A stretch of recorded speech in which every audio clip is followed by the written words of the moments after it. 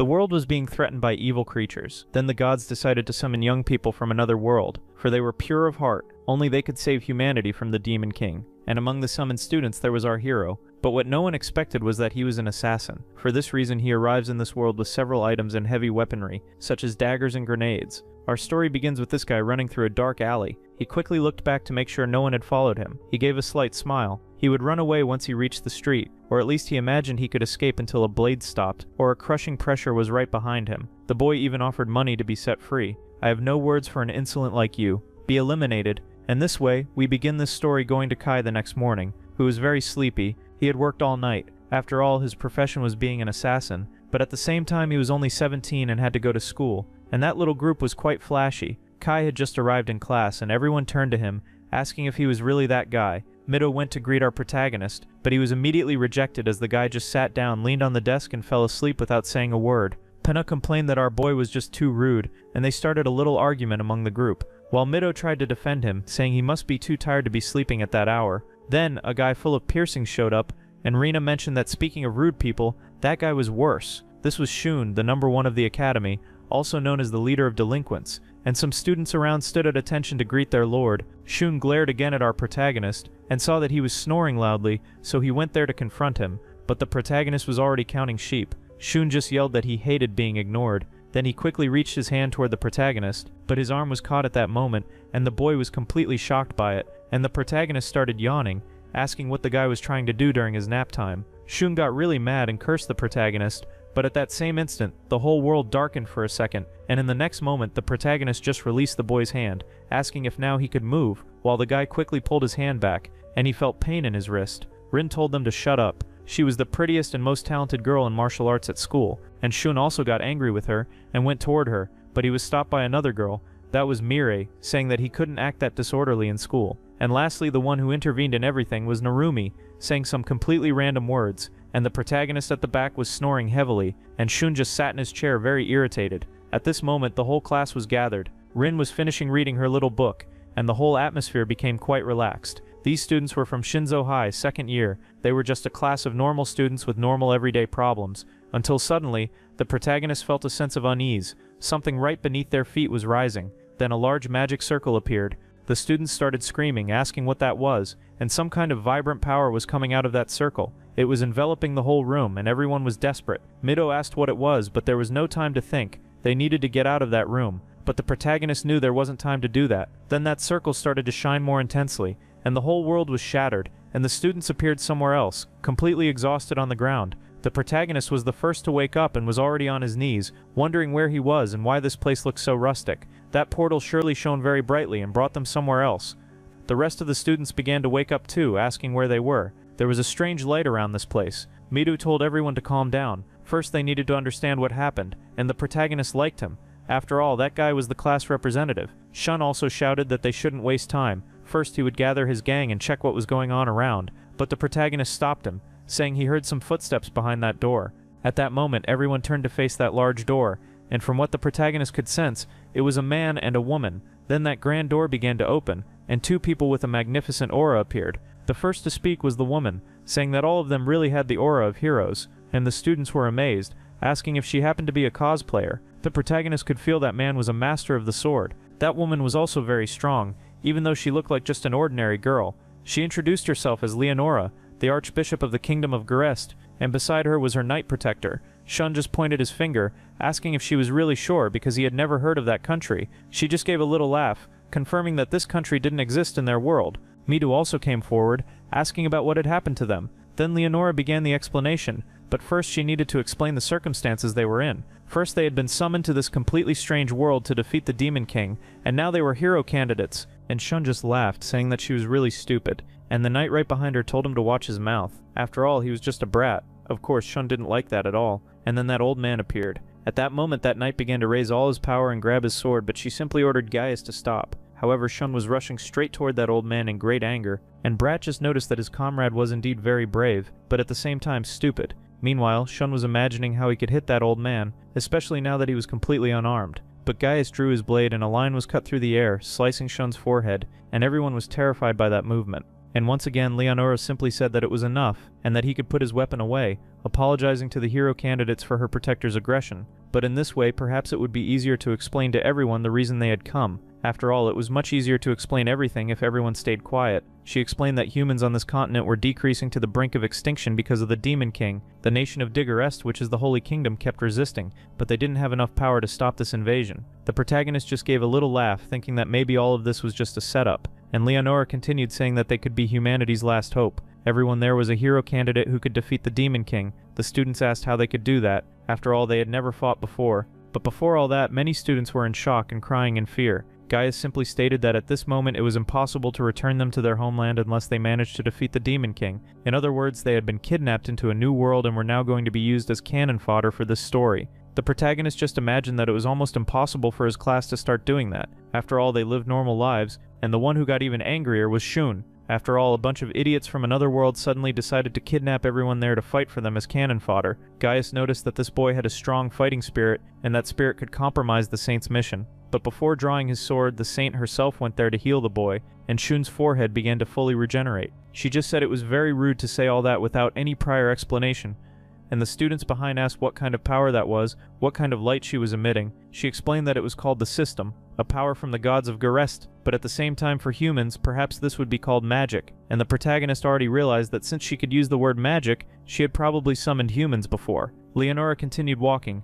Explaining about the power of magic, she soon placed her hand on another boy's head, and Midu felt a great shock inside his body, but in the next moment from his hands, a light began to project. Then that light turned into a grand shining sword. Leonora explained that the hero candidates had the System, and also divine protection. She apologized for having summoned everyone there so suddenly. She knew it was a very difficult request, but still, she needed everyone's power. But Midu said that they couldn't just start fighting. After all, they had never done that before. Leonora explained that they would be trained to become stronger. That way Midu turned, saying that all of this was really frightening, but to survive, they first needed more information and protection. This power he had just felt in his body really seemed to be something divine, and since it was Midu saying it, the students began to agree. Thus, Leonora started giving power to everyone. She was now dividing divine protection among the students. Each of them was gaining a specific power, and they were the most varied abilities possible. And she even asked if everyone was there, but the protagonist raised his hand, saying that he was the last one remaining. She just apologized as she touched the protagonist to give him power,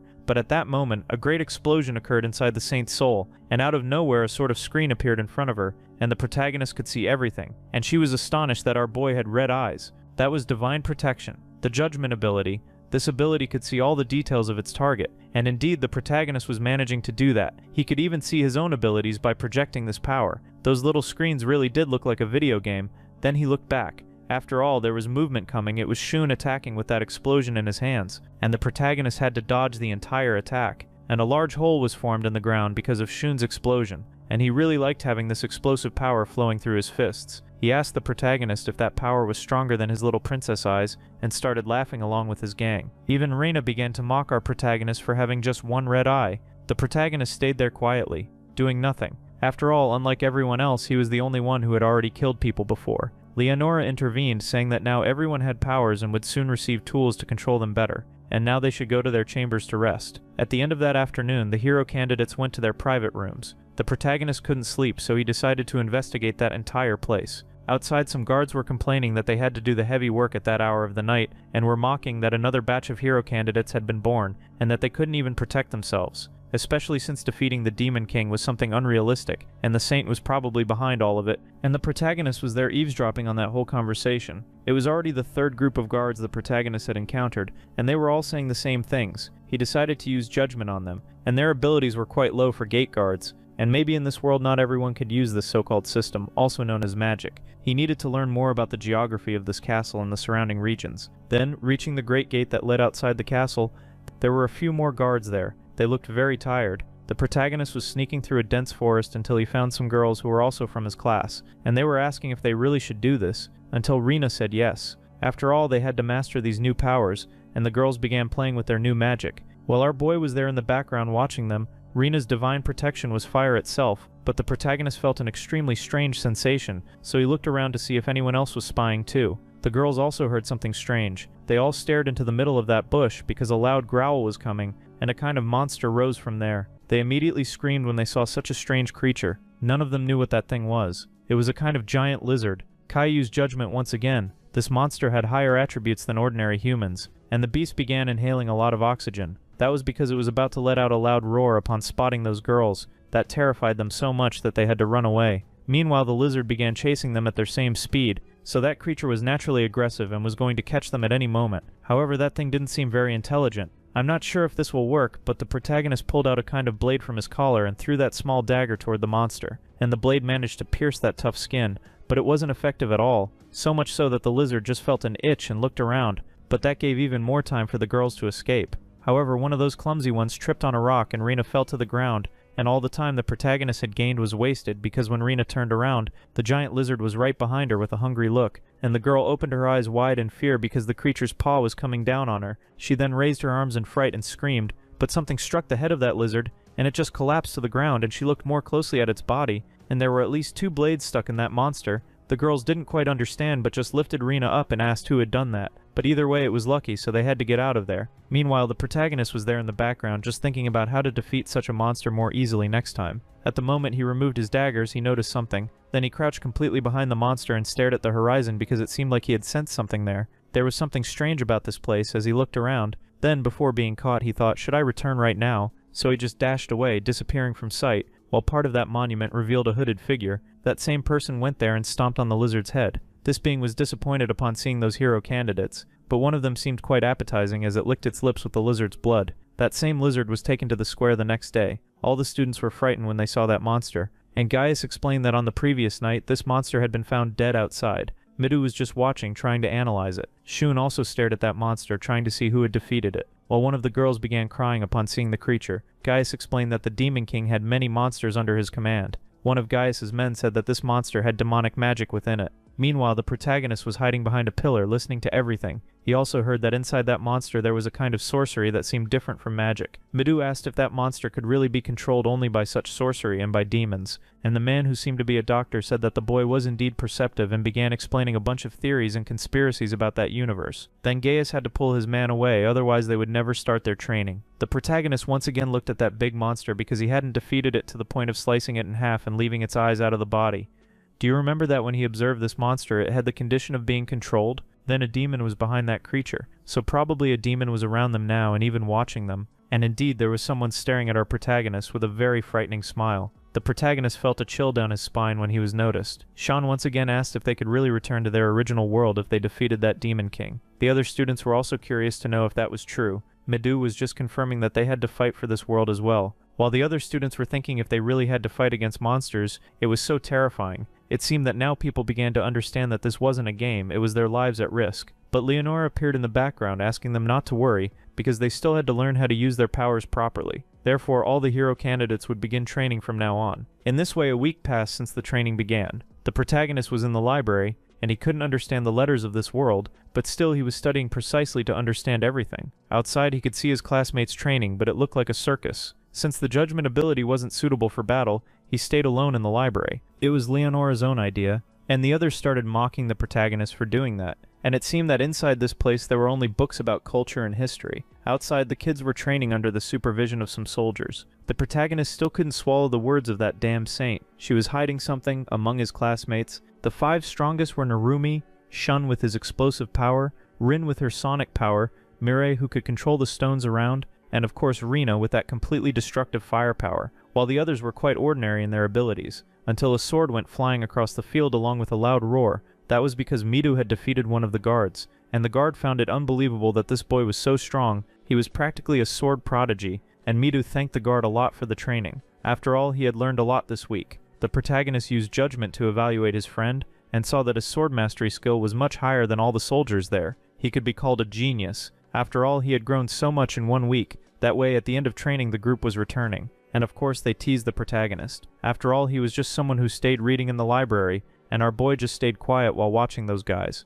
After all, they were ordinary. They didn't have amazing abilities to protect themselves or fight those monsters out there. One of the guys asked why Kai was ignoring him while reaching out his hand, but the guy was swept off his feet so fast he didn't even see it coming. In fact, he only saw his world spin completely, and the protagonist asked if he was really training properly because he was quite weak, while the guy just fell completely to the ground, totally not understanding anything. Shun just told them to stop because she was coming. It was the saint along with her knight. She just gave a little smile toward the protagonist while walking toward the training grounds, and all the candidates stopped fighting at that very moment and smiled brightly toward everyone, imagining that they had all grown a lot during those days of intense training, and she had a plan for them to grow even more. From that moment they would begin the practice of fighting against monsters. The candidates were a bit wary. After all, until last week they had to study for the college entrance exams, and now they had to fight monsters in another world, and the protagonist just gave a little smile while listening to this crazy plan. That way they were taken to a forest near the castle. Gaius informed them that now they should move in groups.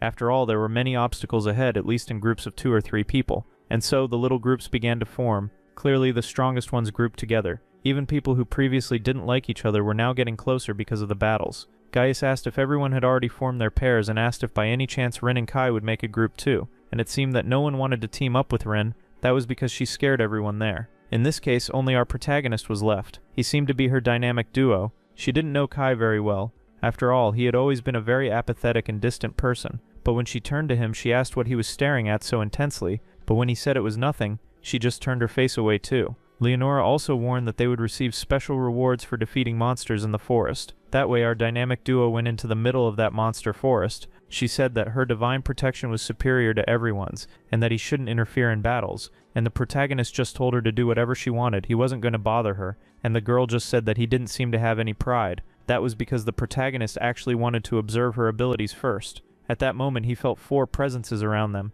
and indeed there were 4 monsters following the duo. Rin faced the first one right behind her, and this small goblin rushed toward her, and Rin ordered it to fall while raising her hand, releasing great power, and the monster was simply crushed just by that hand movement. And the protagonist realized that her ability was actually quite different. It was the domination ability. She could force whatever she wanted upon her targets. Kai also warned that there were more monsters around, and Rin then ordered that monster to drop its weapon and also put its hands behind its back, and it seemed that Rin's face looked very tired from using that ability. The protagonist just told her to eliminate that monster, and he would handle the rest. But she didn't want to do that because that monster had a somewhat human appearance, and Kai asked if by chance she freed it and it attacked her, what would she do? And the girl couldn't answer that question. Then he just picked up a stone from the ground. He didn't want to show all his strength, so he was going to use only that. And in the other direction there were 3 monsters gathering and coming toward our protagonist. He just shouted that those monsters had already arrived, while Rin, desperate, was spending all her power. She ordered those 3 monsters to fall quickly. And that girl was powerful,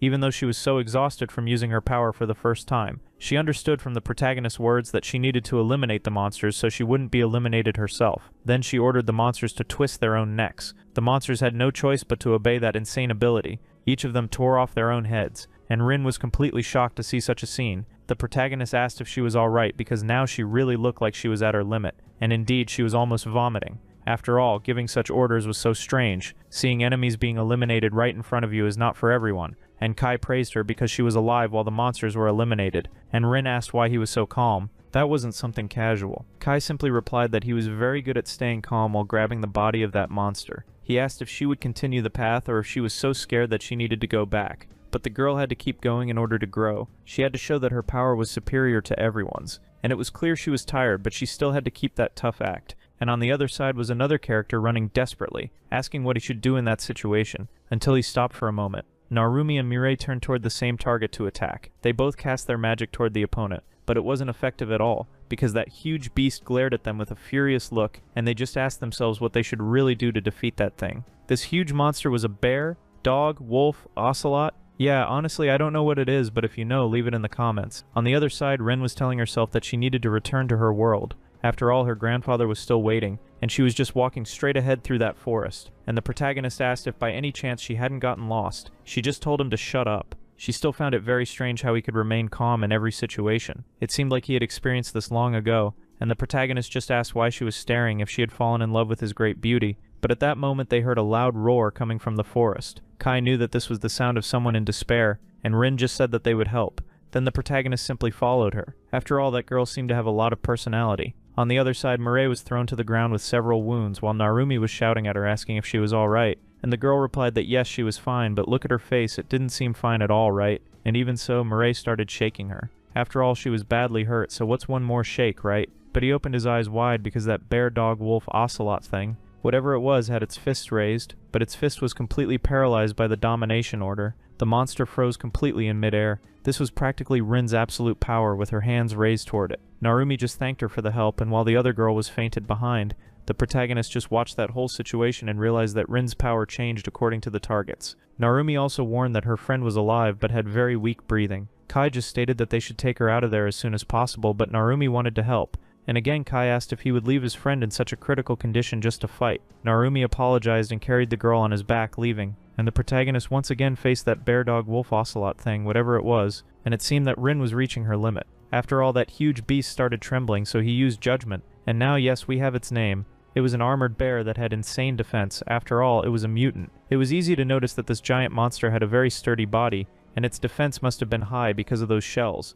And he wondered if these mutant species were really that special. Rin shouted that she couldn't take it anymore, so her power failed, and the armored bear was freed. The protagonist thanked her for the time she bought, but now they had to run. Rin also agreed with that, but the girl collapsed. After all, she was out of stamina and muttered apologies because her legs were trembling. She couldn't run. Meanwhile, the armored bear was approaching. The protagonist noted that this was very bad, as he was already removing a dagger from his clothes. But then a grenade arrived. Why is there a grenade in a fantasy world? Oh, production, help me here. It was a smoke grenade that began to spread through the area. And in the middle of all that fog, the protagonist just rescued Rin, pulling her completely out of there, and just told the girl to stay quiet because the bear was nearby.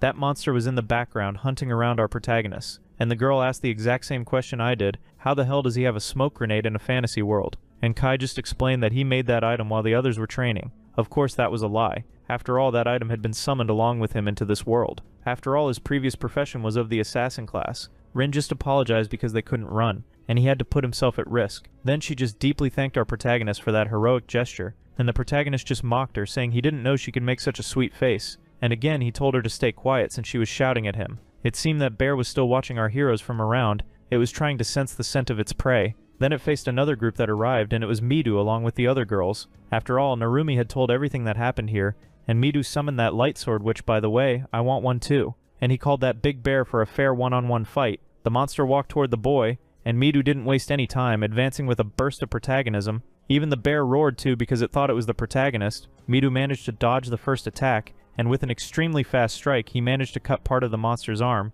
but he noticed it was a very shallow hit. Rina shouted for him to get out of the way as she was channeling a fireball. Thus, she threw it straight at the bear's face, and the monster was completely roasted by the flames around it, and the girl just mocked that monster, saying it wasn't that tough after all. Midu told her to pay attention because that beast was still coming, and indeed all those flames simply disappeared, and the bear grew even angrier after being turned into a barbecue, and it seemed Rina wasn't strong enough to face a monster of that level. Once again, Midu asked them to calm down and focus. The attacks were definitely working. That bear was angrier and more exhausted. He was sure that with the next move they would manage to defeat it. The girls agreed with that, gathered together, and that little trio kept fighting, while in the background another being was laughing. This was the demon Delphus of the assassin class. He was impressed by Midu, who was able to remain calm even in front of a monster he couldn't defeat. He really was quite special. This mission was supposedly just to assess the candidates, but while Midu was bringing down his final strike, the bear roared in pain, covered in wounds. That was because Midu was ready to drive his weapon into it, and he fatally managed to do so, completely piercing that monster with that light blade.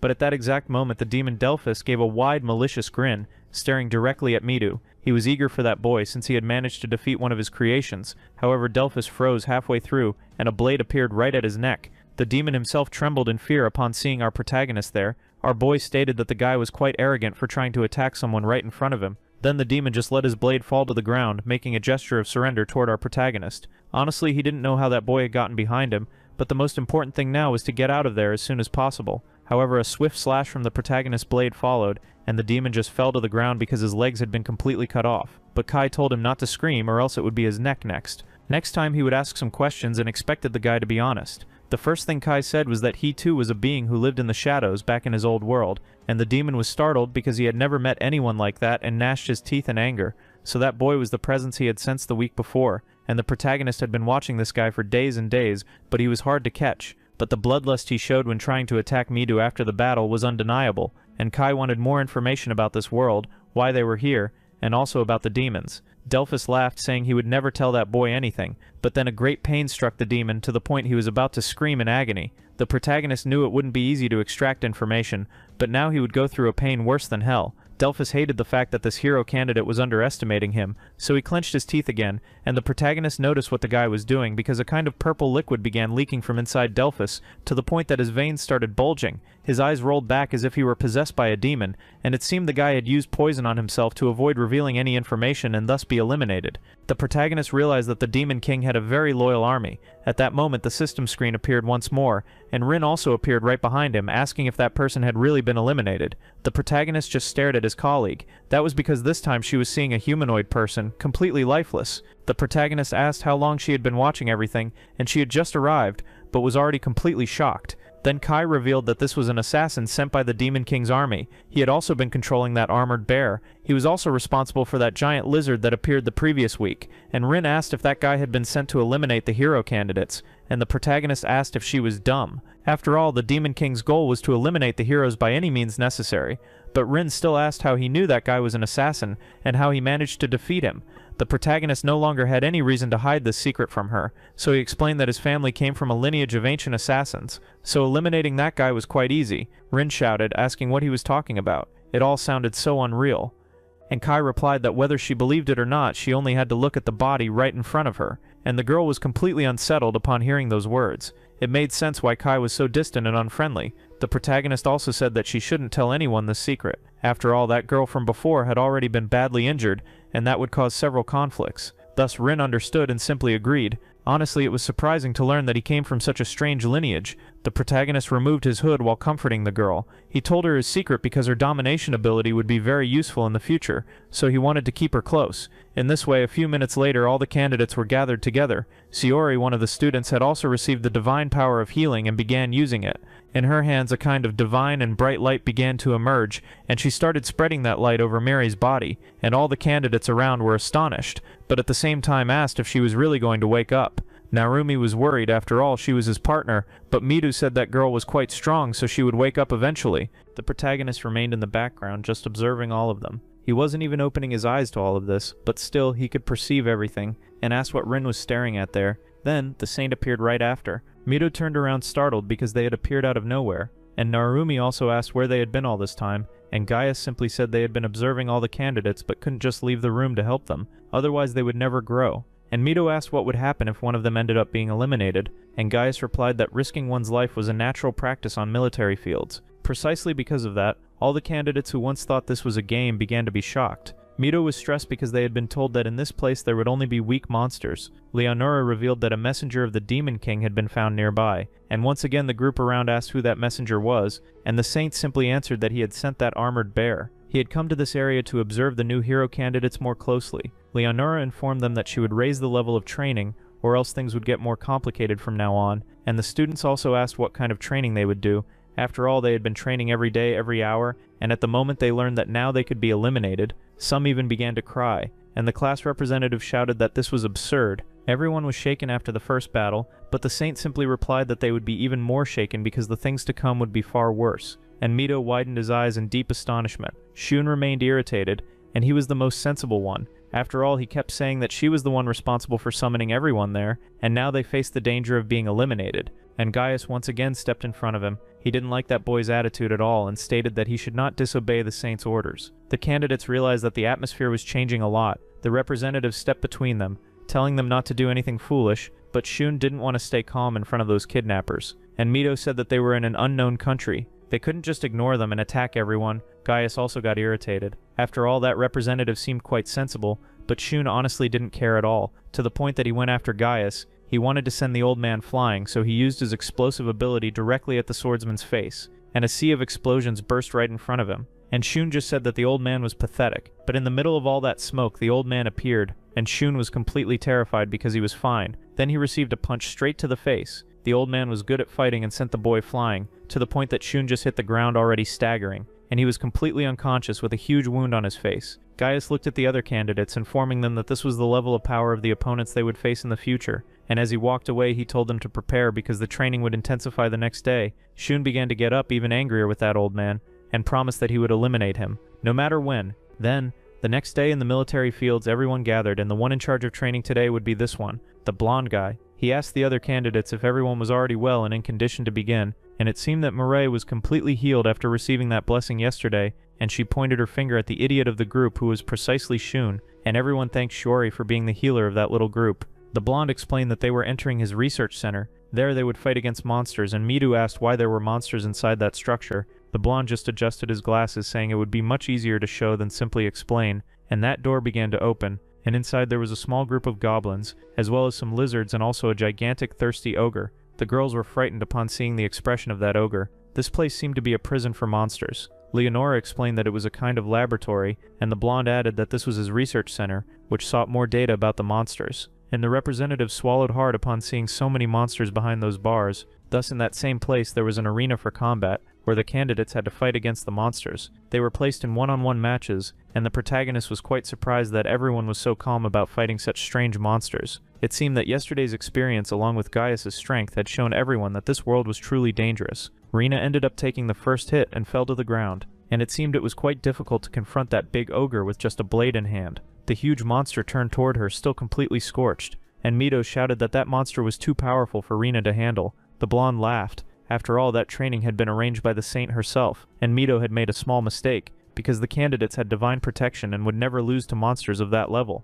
Rena was getting irritated that the big monster wouldn't fall, and in her hands an even more flaming power began to form, and she threw all of it at that monster because the most important thing was to heat up her power as much as possible. The blonde explained that the candidates' weakness was because they had no experience at all and didn't know how to control their powers, and Mito saw that it made a huge difference. After all, Rena simply roasted the enemy. The researcher also informed them that they could increase the power of their divine protections. The protagonist was curious about that and came closer, saying that the blonde guy was really right. He even used the power of judgment and stated that Mito had increased the level of his divine protection, and thus had become stronger. He had even gained a new ability because of what happened yesterday. Upon learning that, Mito felt very proud of his evolution. Then he went to the next battle in the arena, and summoned that grand light sword into his hands. He was thinking about the abilities that the protagonist had mentioned he had gained, and that monster was completely terrified upon seeing that blade radiating so much light. And Mito simply said that he would show no mercy this time against the monster, and charged at the ogre without any fear. The monster in turn only tried to protect its face, and by doing that its arm was completely cut off. The ogre roared in pain because that blade was extremely sharp,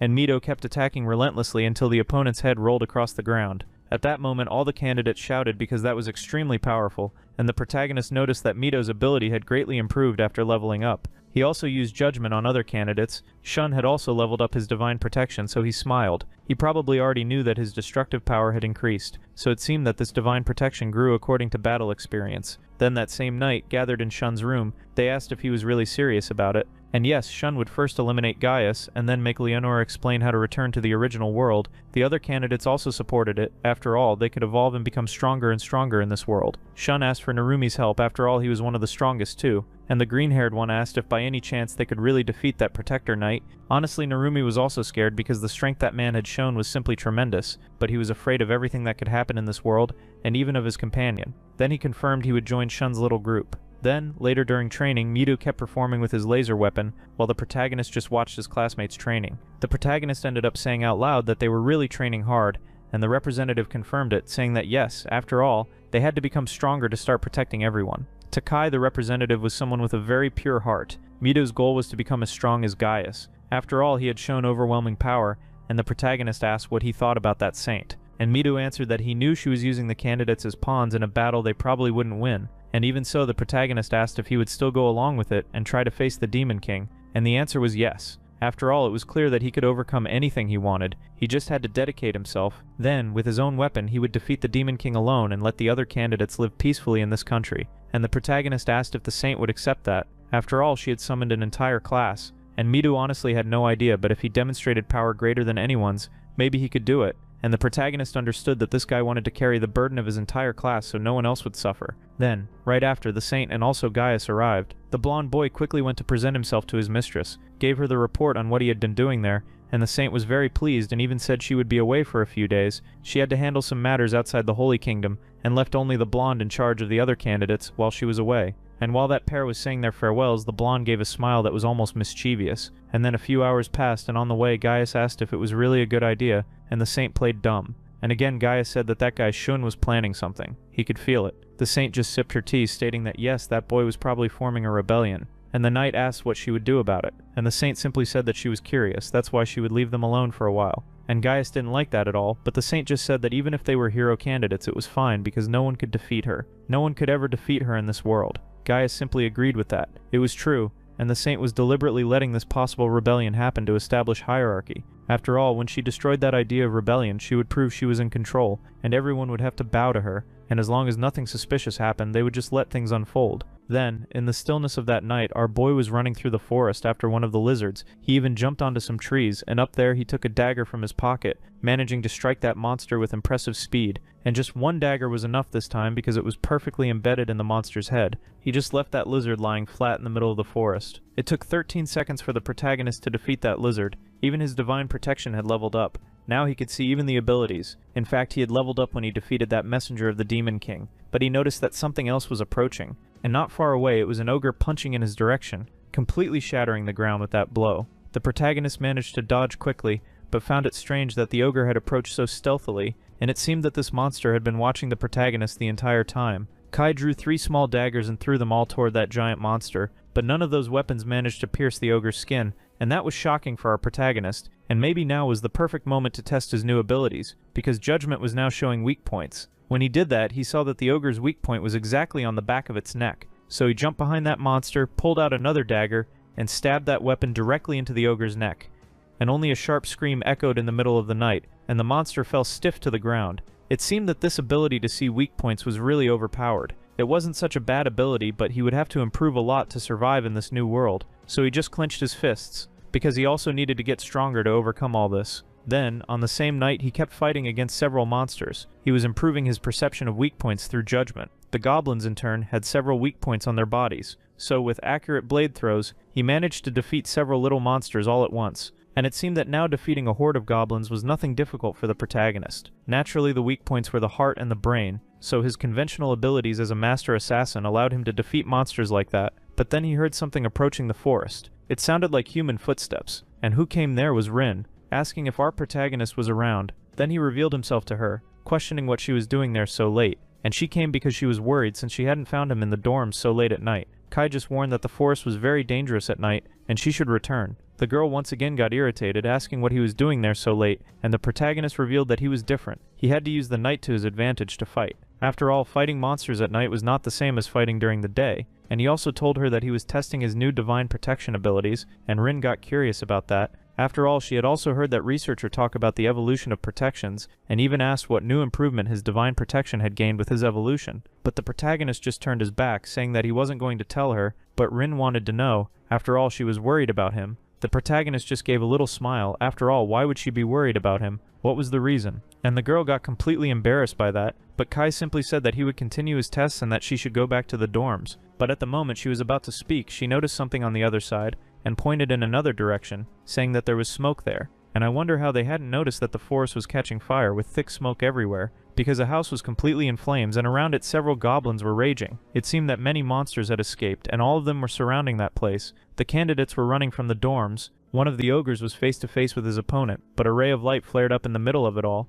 and Midu appeared to protect his comrade and asked if by any chance she was alright. The girl looked deeply into his eyes and said the following phrase: "Subscribe to the channel and like the video too. Don't forget to leave in the comments what you think." Then, a small group of goblins appeared before them, and it seemed to be a planned ambush. After all, the dorm was on fire. Those same goblins were completely incinerated. Rena had burned those monsters because she was irritated about not having a good night's sleep. Shun also woke up very irritated. After all, he wanted to sleep a little longer, and it seemed that the whole dorm was on fire. Our dynamic duo ran to see what was happening there, and upon arriving they saw several monsters, including the entire dorm engulfed in flames. Narumi was relieved since his friends were safe and sound, and the protagonist asked what the hell had happened there, and honestly they didn't even know how to answer. So it was probably a human who had done this. And in the background someone said that the hero of judgment was indeed right, and it was the blonde guy on top of the building, and now everything made sense to our boy. After all those monsters were from the researcher's laboratory. The protagonist asked what his goal was, why he wanted to defeat the hero candidates.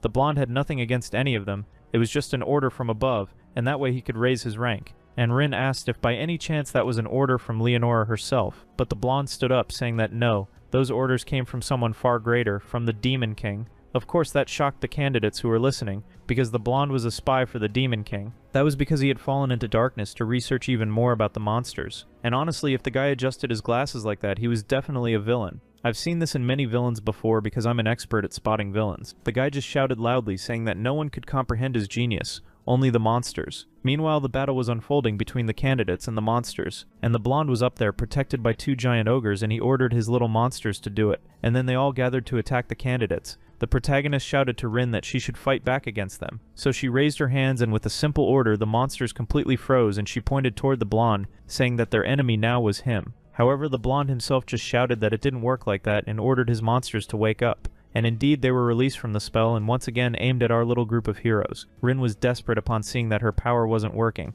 and the blonde mocked her. After all, he was a scientist. Could the monsters really rebel against him? And with another order to attack, all the goblins rushed toward the girl. The protagonist just told her to get out of there while he projected his dagger, and with an extremely clean strike, he defeated all the monsters that were in the way. The evil blonde of darkness began laughing loudly as that boy was getting closer. Then he ordered more monsters to go after the protagonist, and with a very swift motion our boy kept piercing the weak points of all the monsters. He simply sliced through them all with his flawless dagger, even the ogre that appeared right behind him. He managed to hit with a powerful kick to its neck, and since that was exactly its weak point, he defeated the monsters with a single blow. The candidates around couldn't believe that the guy who spent all his time in the library could be so powerful with just a butter-spreading dagger. Even the monsters were getting scared when they saw the protagonist's figure. The blonde asked what his monsters were doing. After all, that guy didn't have such a strong divine protection. And our hero, in turn, used judgment, and that man's information screen was revealed. His name was Archa.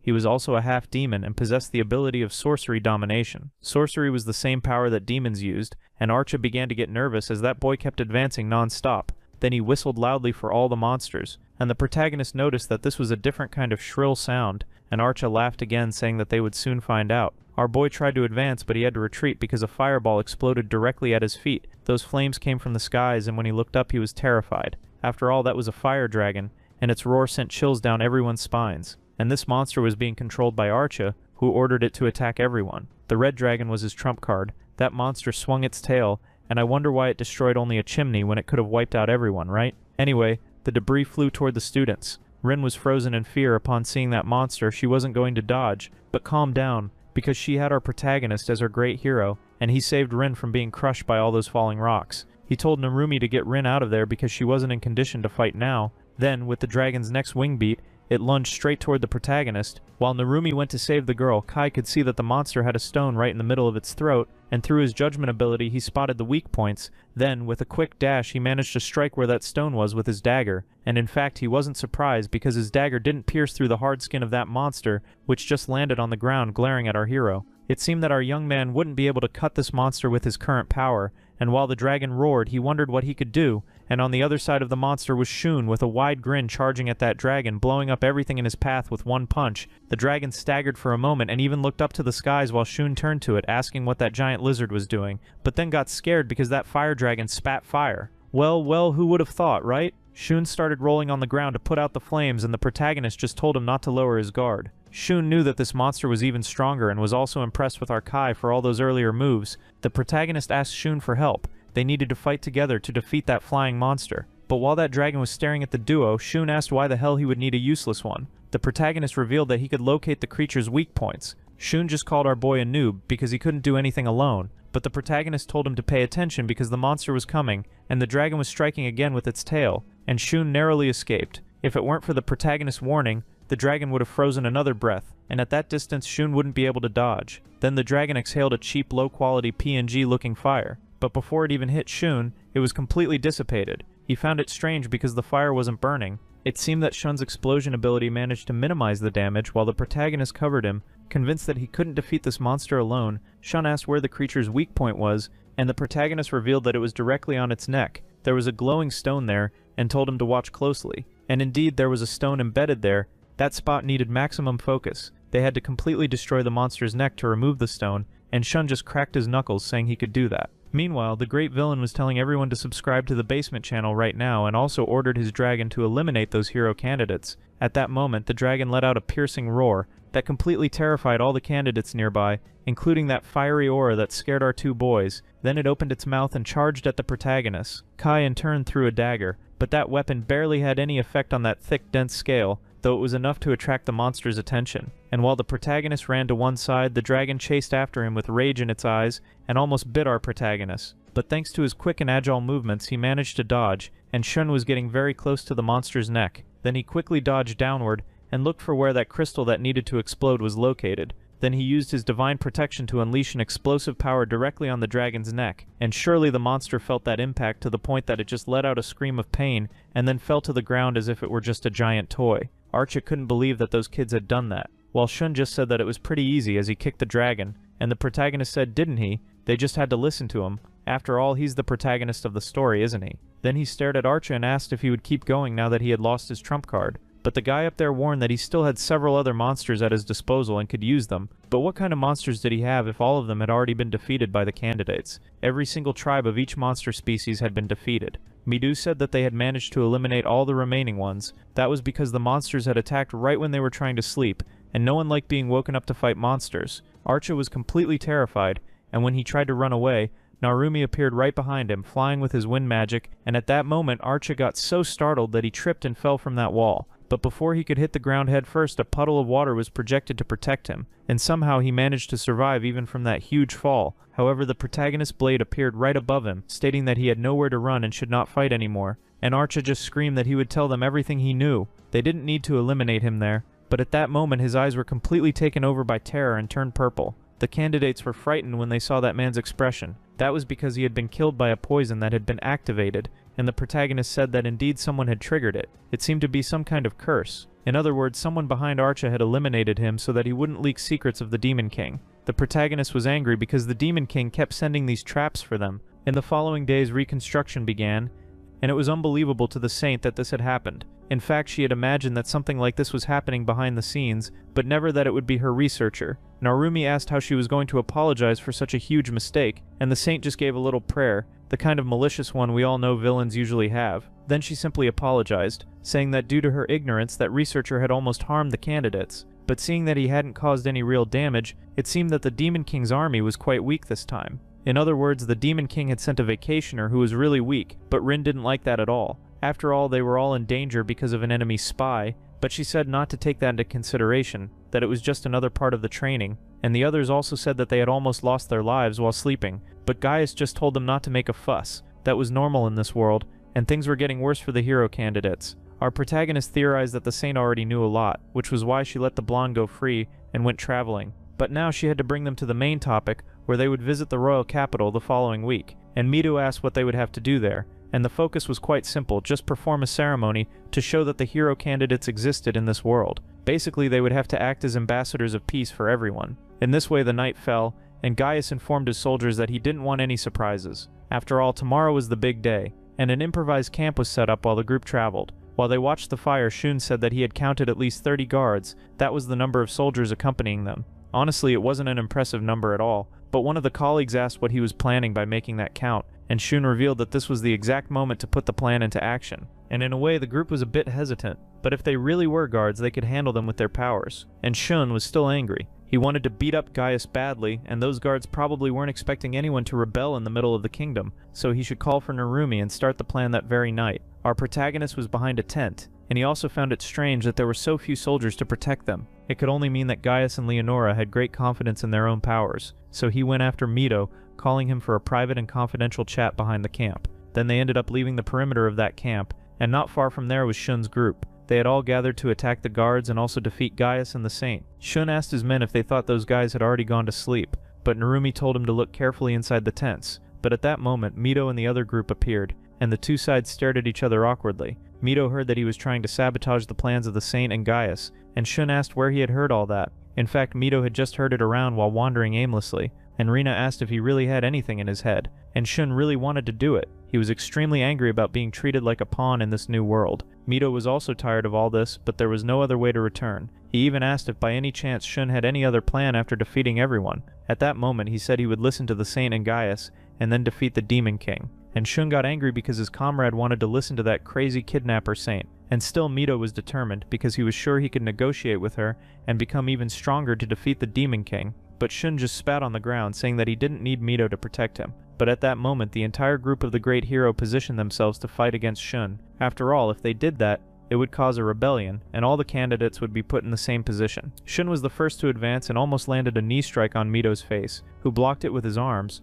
but even so, he was thrown several meters back and realized that the guy was much faster and stronger, and Shun couldn't believe that bastard had managed to block a direct attack. But at that moment, some soldiers appeared, asking what they were trying to do there. Shun looked startled because the plan was supposed to be completely hidden, but Mito apologized, saying they were just having a small argument. Then the guards just told them to go to sleep because they had to make an appearance early in the morning. That way Shun just told Mito to stay in his place, because this was a topic that wasn't over yet, while turning to leave. Mito just stared at his friend's back because he was making a mistake now. And Shun was indeed angry because he knew there was no room for talking with those kidnappers. And the next day, they were taken to the capital of the kingdom of Digarest. The place was extremely large and also very lively with many people. Narumi was impressed by the size of that capital, and Miri said that this place really seemed very wealthy. It was almost incomparable to the capital of the world they came from, and the people around were paying tribute to those hero candidates, and the people saw that Gaius was arriving with them, ordering everyone to move aside because the saint and the heroes were there. Then the avenue was open for the passage of the grand heroes,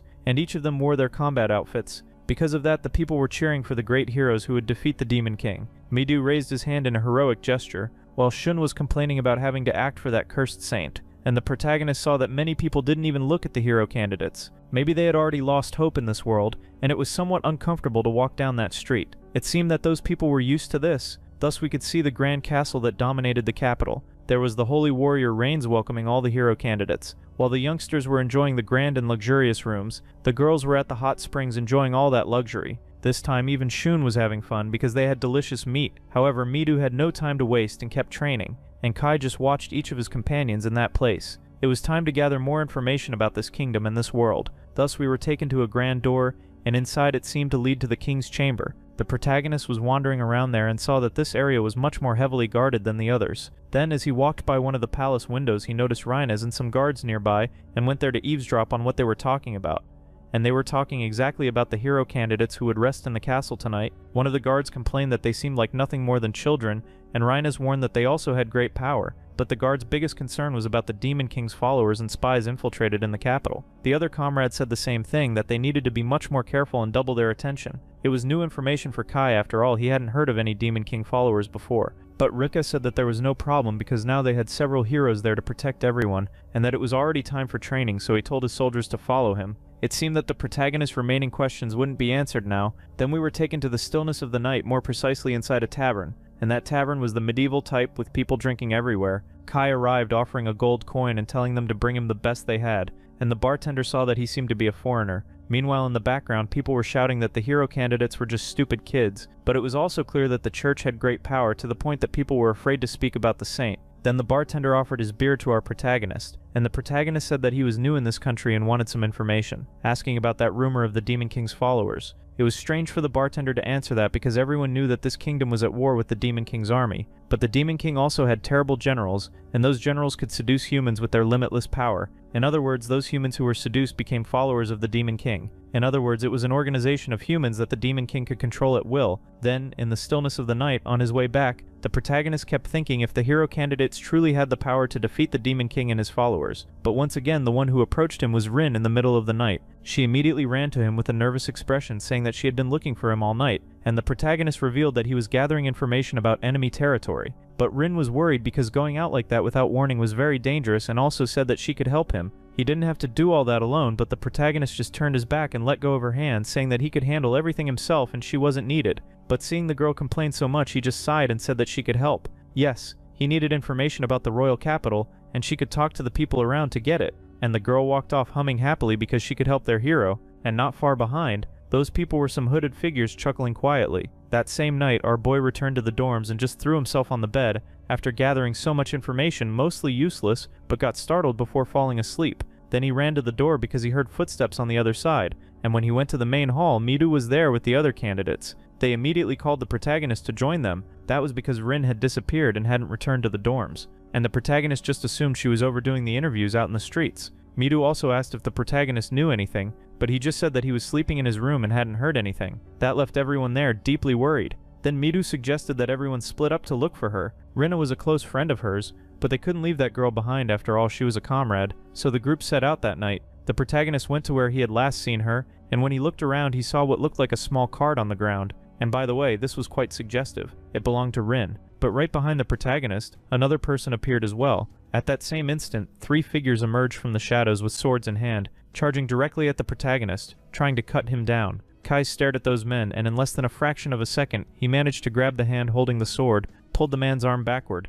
and with that stabbed the enemy who was coming from behind him. That man didn't like it one bit and cursed at the protagonist, rushing at him once again, but got a kick right in the face that made him spit blood and teeth. Then, while on the ground, he felt a great surge of pain shoot through his entire body. That was because our protagonist stomped on the man's neck, leaving him completely incapacitated, and told the other thug left that they were terribly trained, probably just scapegoats, and asked what his purpose was in being so useless. Meanwhile, the protagonist used judgment on that trembling man and ordered that he would tell him everything he wanted right now. Thus, we were taken to another place with candles lit, and Rin was being held prisoner, and still, she kept a furious and serious expression toward her attackers, and they only mocked her while holding whips in their hands. Rin firmly stated that she wouldn't tell them absolutely anything, she would never betray her friends, and those hooded men just said they would extract the information from her, no matter how much they had to torture her. One of them approached her roughly and began tearing off Rin's clothes, saying that she had quite an appetizing body, and while he stared at the girl with wild eyes, the protagonist appeared right behind them, and using judgment saw that those men were ordinary,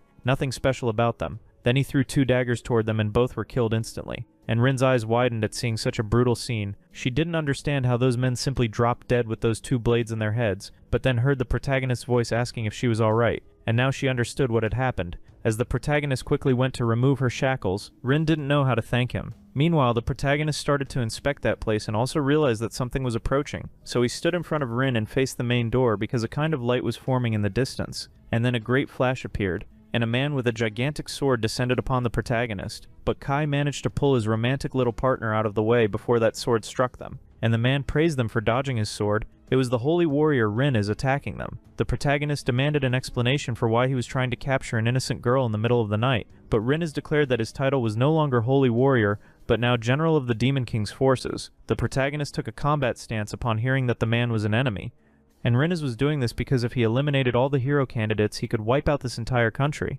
Then the two prepared for a face-to-face battle. The protagonist immediately used judgment and saw that his stats were rather average for someone who was a demon general. All his abilities were of B rank, but even so he was in full control and didn't like at all how this boy was staring at him. So he was the first to advance. With his sword already raised, he wanted to eliminate this candidate with a single blow, but the protagonist was not easy to hit. He managed to dodge quickly, though Rinnas had sharp eyes and kept up with him. Then he conjured a fireball from his hands, not one but several, toward the protagonist. The protagonist had to leap aside to dodge those attacks and was surprised because Rinnas was already in midair, saying the boy wouldn't escape there. The protagonist threw his small dagger at the knight, who just replied that it was useless. Then he imbued his swords with flames to attack with greater power. He declared that this was the end of the hero candidate, but an extremely loud sound was heard. That was because the protagonist had shot the knight. Yes, a shot. He had a gun. That's right, you heard it. And that bullet hit the knight directly in the head. He didn't understand anything before falling backward completely dead. Kai hadn't planned to use his weapon at a moment like this, and while holstering it, he was somewhat uneasy because ammunition was limited in this world,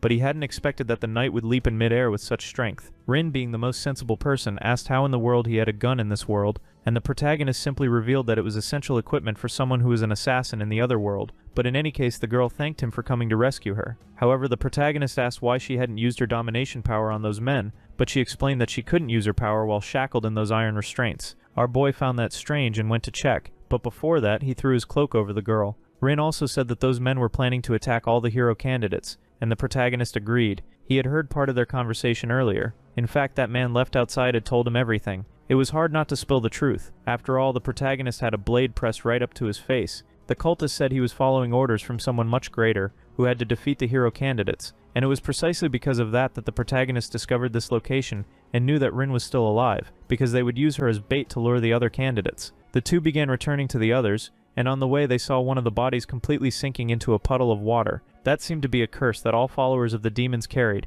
and the protagonist just told her to be more careful not to get caught next time. But the girl argued with him, saying she only did that because she was helping him look for more information. But anyway, she knew how to take care of herself and would improve in the coming days. Then Mido's voice was heard, and he appeared in the background running. It seemed that a sense of relief washed over him when he saw those two safe and alive, and he asked if Rin was alright and how the protagonist had managed to find her. But the protagonist just hardened his expression and said there was something very important to discuss now. Thus the protagonist revealed everything to Mido.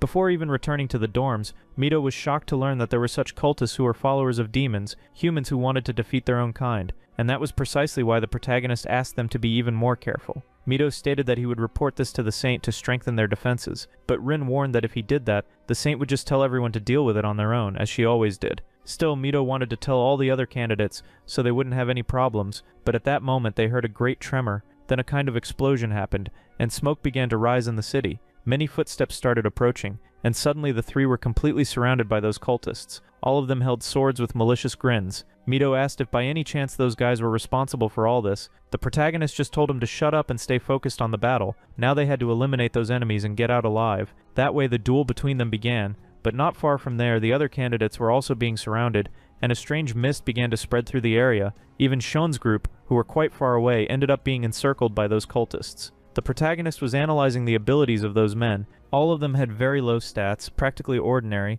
but one of the cultists shouted for them to attack. That's when everyone began to fight. Kai told the girl to use her ability, and so she did. Raising her hand, she used domination to control all those cultists, and in the next instant the protagonist threw his daggers, each one precisely hitting the forehead of an enemy. Mito was completely astonished by Kai's skill and shouted to his comrades that those were humans, not demons, but the protagonist reaffirmed that they were still enemies and that there was no time to talk because the others were probably in danger too, including Mito himself, who was attacked from behind by a cultist and had to defend quickly, asking why they were doing this if they were human as well, and the cultist simply replied that he was following the orders of his great master. Rin was going to use her ability, but the protagonist stopped her. She shouldn't interfere in this battle. That was because Midu had to handle it. Then with a super fast sword movement, Midu managed to destroy the opponent's weapon, and the cultist stood there terrified at the tiny shard of blade that remained, and once again Midu told him to surrender. After all, he no longer had a weapon, but the man shouted that he was being underestimated and charged at Midu with that broken blade, and in a way he managed to land a hit. He cut part of Midu's arm and burst into laughter,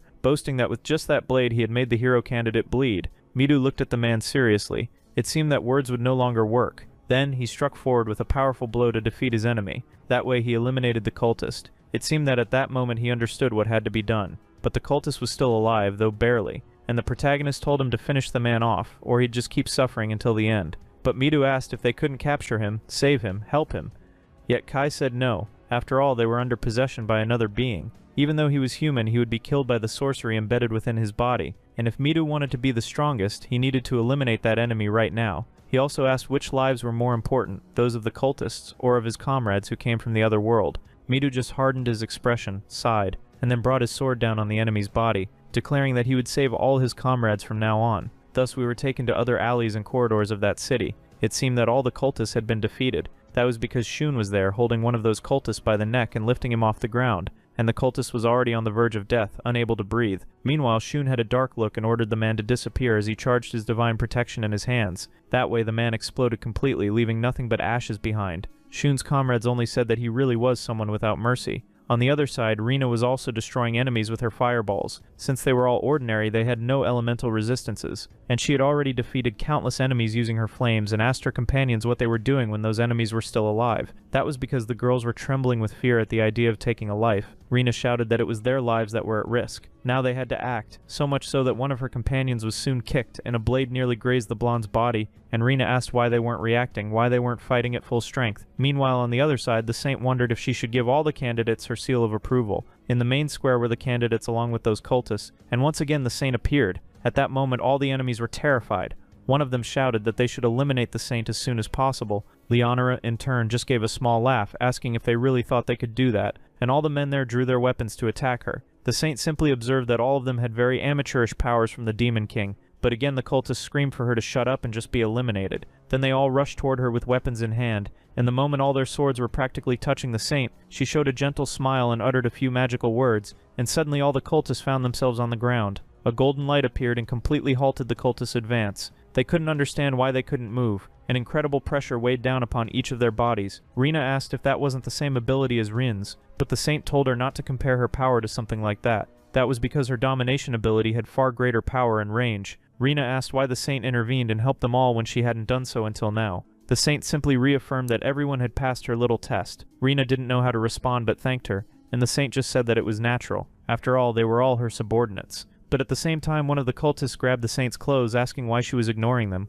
why she had abandoned them. Liana, in turn, smiled faintly, asking how that man was still alive. Using her power, she ordered the hero candidates to eliminate all the cultists on the ground, and indeed, she could control the bodies of each of the heroes. Even those girls who were most terrified of holding a blade, it was visible in their faces how horrified they were to hurt another person. Even Cutie was screaming for them not to do it, and truly the girl didn't want to do it either, but her body wouldn't respond, and then the sword quickly descended upon that man's body. From a distance, the protagonist and Rin were watching everything. It seemed that the saint's power was a higher level of domination. That was what Kai observed using the Eye of Judgment. Rin also noticed that the saint's power was far greater than hers. She could control several people at once, and the protagonist felt a bit uneasy because he needed to create countermeasures to face that saint at any moment. Then, in the stillness of the night within the same kingdom, the hero candidates were all gathered around Midu. The atmosphere felt heavy after that battle, but at least all the candidates remained unharmed, except mentally since many suffered a great shock from having to take a life. Miri knew it was difficult, after all she also couldn't handle it the first time she had to do that,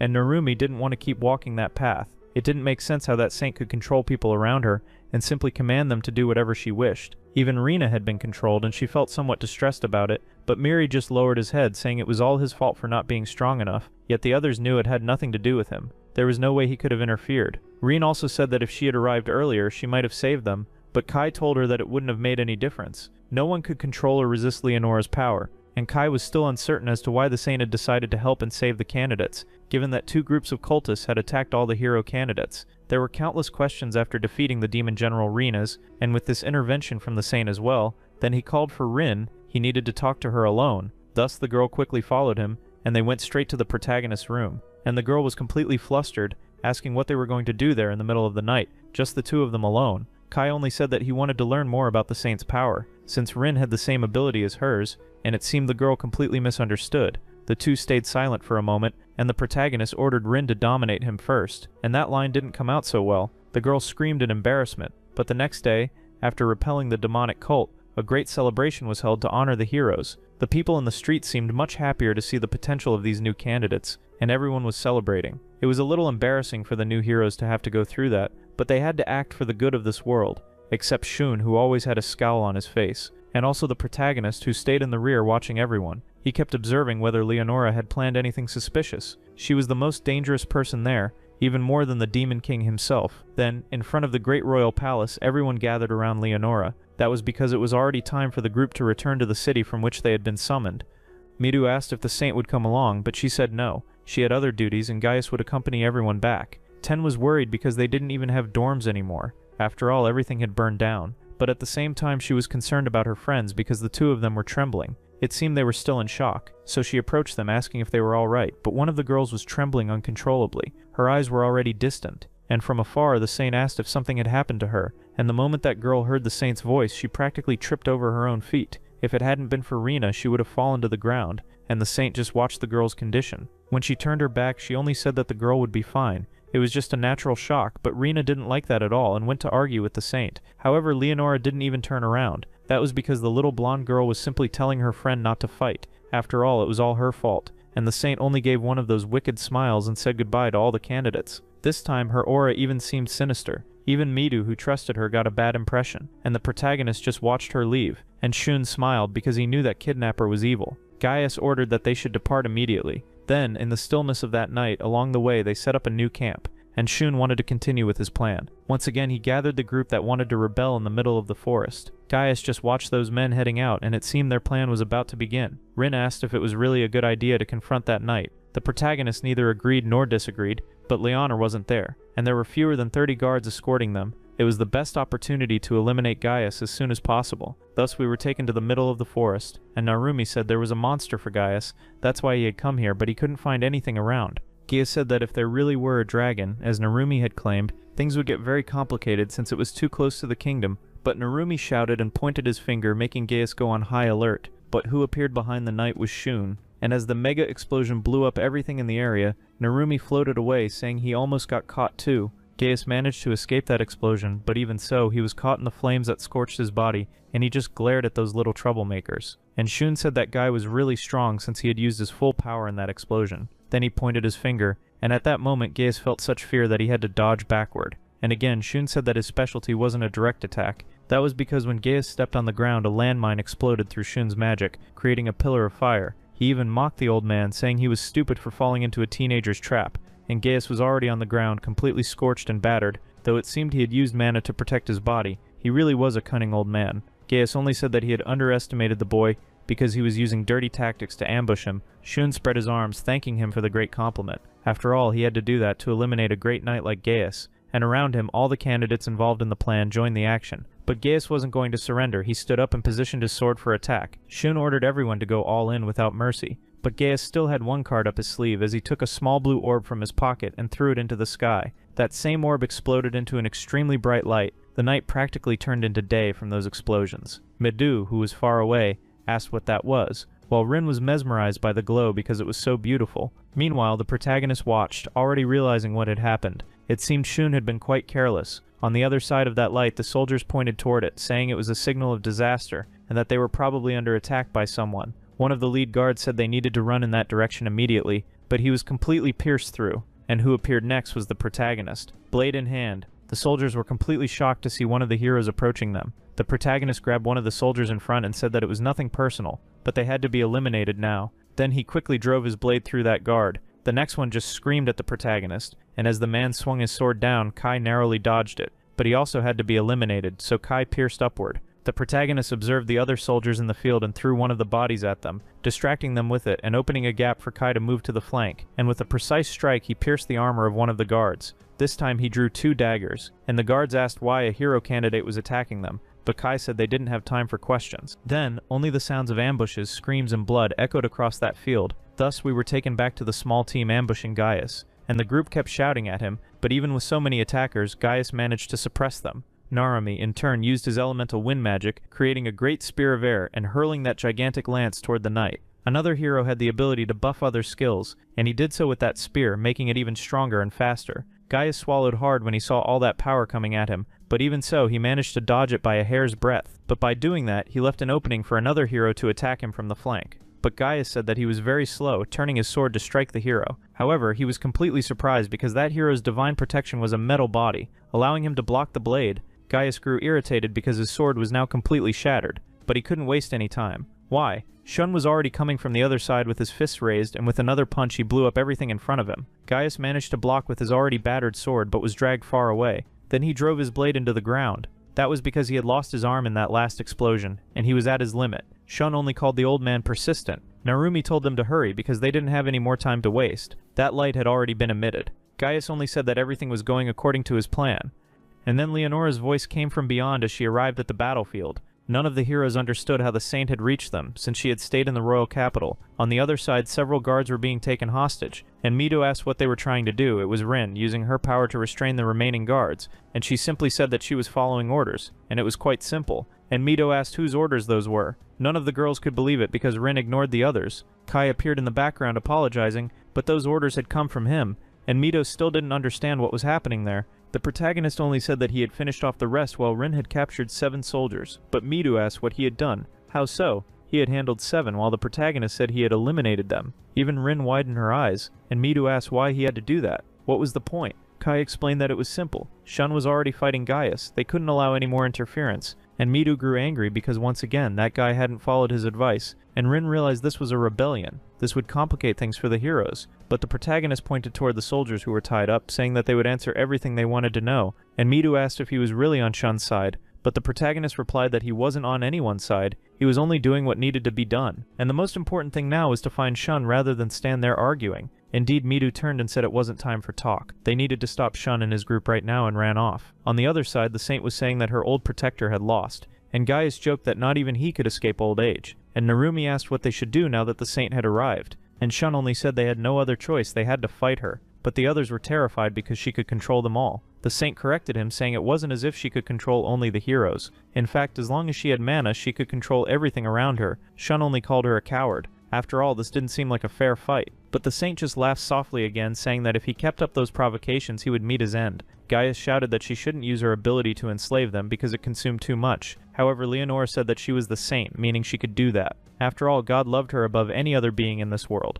But Shun was already tired of that nonsense and charged at her. Gaius couldn't move to protect his saint, but she only raised her hand, saying he didn't need to go. Then she commanded the earth to move in her favor, and indeed the earth projected a massive pillar that struck Shun in the abdomen. He didn't understand how an element could hit him like that. The saint also used the wind element, which began to swirl around her, and all that wind hit Shun, sending him flying through the air in a tornado. Narumi rescued his friend, who was already unconscious and falling from above. While the others were worried about Shun, the saint summoned fire from her hands and caused an explosion where Shun's teammates were. She could even control water, trapping the others inside small puddles, and they couldn't breathe. Then, in the next moment, those puddles exploded while the hero candidates fell to the ground. The others just stood there watching the scene, unable to react, and the saint asked if they had gotten the message yet, but from above, Shun shouted that no, they hadn't understood anything, and cursed the damn kidnapper. But Midu arrived right then, asking everyone for a moment of peace. Then he faced them all, especially the saint, turning to Shun and telling him to stop fighting. The battle didn't make sense anymore, and Shun hated those pacifist methods that Midu always used. Midu asked them to trust him, to trust what was happening around them, but Narumi also couldn't trust these people. After all, they had kidnapped them all. And Midu didn't know how to respond, while Rina asked why they didn't just join Shun's cause. And Midu turned to her, saying that violence didn't solve anything. And Midu kept thinking, with no answer to give. Meanwhile, the saint asked if they really wished to turn against her, because if they crossed that line, she would consider them all traitors who had started a rebellion. And the moment she said that, each of the heroes felt an overwhelming fear in their chests. It seemed as though something was squeezing the hearts of every one of them. That was because the saint raised her hand, ordering the wind to turn her enemies into mints. But Narumi wasn't going to let that happen to his companions, so he also summoned his divine wind protection. Thus, two massive hurricanes collided on the battlefield. One served to protect all the heroes, while the other served to destroy them all. Narumi felt himself being pulled down by the saint's wind. In that way, all the heroes ended up caught in the middle of that whirlwind. He managed to escape from the center of all that power and looked around at the others. Each one had been thrown to a different side with several injuries and bruises, and Midu still had no reaction, only wide eyes, but Shun came up behind him, telling him to stay calm because no one had been eliminated yet. But if he really wanted to protect everyone, he couldn't just stand still without answers. Midu realized he had no other option, so he drew his sword against the saint, but heard a laugh right behind him, because Rina had also lost her patience with Leonora. Not only her, but Midu was also getting ready for battle. Thus the 5 strongest of this generation rushed toward the saint. Leonora merely said they could come at her, since only then could she show them the difference in power. Rina on the other side asked what she should do, and Kai in turn stood there with his arms crossed, saying nothing, calm and relaxed. Wow, what a boring guy. He said he would only join the fight when she used her magic that enslaved others. Then, returning to the battlefield, Gaius called out to his lady and stood in front of her, saying he was still her protector. She understood, then raised her hands as well. She healed the wounds that Gaius had suffered in the previous battle. Even his arm, which had been completely destroyed, regenerated. The wound from the explosion on his head was completely healed. Gaius could now hold his sword with both hands. Even the blade of his sword was sharper than before. He stared at the group, and Narumi was speechless because it had been so difficult to defeat that guy earlier. Rina, in turn, began to conjure flames from her hands, telling everyone to pay attention because things were about to get tough. Leonora only said that they could attack whenever they wished, because this was nothing more than a trivial test, but of course none of them would be able to defeat her anyway since they were her subordinates.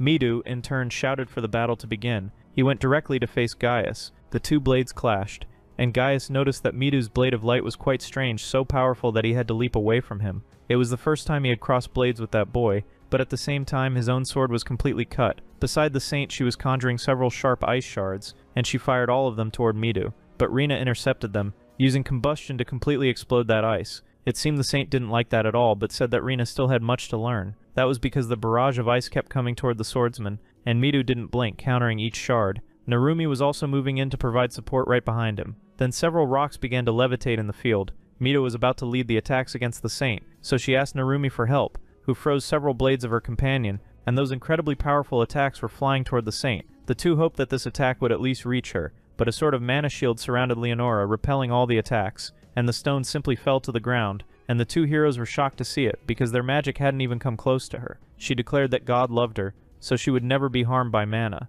Kai was behind a tree watching the whole fight and found that statement interesting. That was because according to Judgment, she had Divine Protection level 5, meaning the Saint's defensive stats were ridiculously high. Shon in turn landed a kick on Gaius, and even Shon's kicks were explosive enough to throw Gaius far away. And the young man laughed, saying he could finally defeat the old man. He even told Midu to stay out of it because he would deal with that annoying old man himself while Midu handled that kidnapper saint. And the swordsman didn't know if his blade could even hurt that saint, but a sword flew straight into Midu's hands. That sword had been thrown by one of his comrades. It was a real sword, not one projected by divine power. Leonora smiled because it seemed that the righteous boy was now in serious combat mode. And Midu was like that because he had received information from a certain someone, in this case Kai. Then he leapt toward the saint, and she began projecting several blades. Midu managed to dodge along the way, but there were so many projectiles that he had to counterattack. From afar, Rina was wondering how they could break through the saint's protective barrier, and Midu had no idea either, especially since most of their team had already fallen in the previous fight. Meanwhile, Shun continued battling that old man,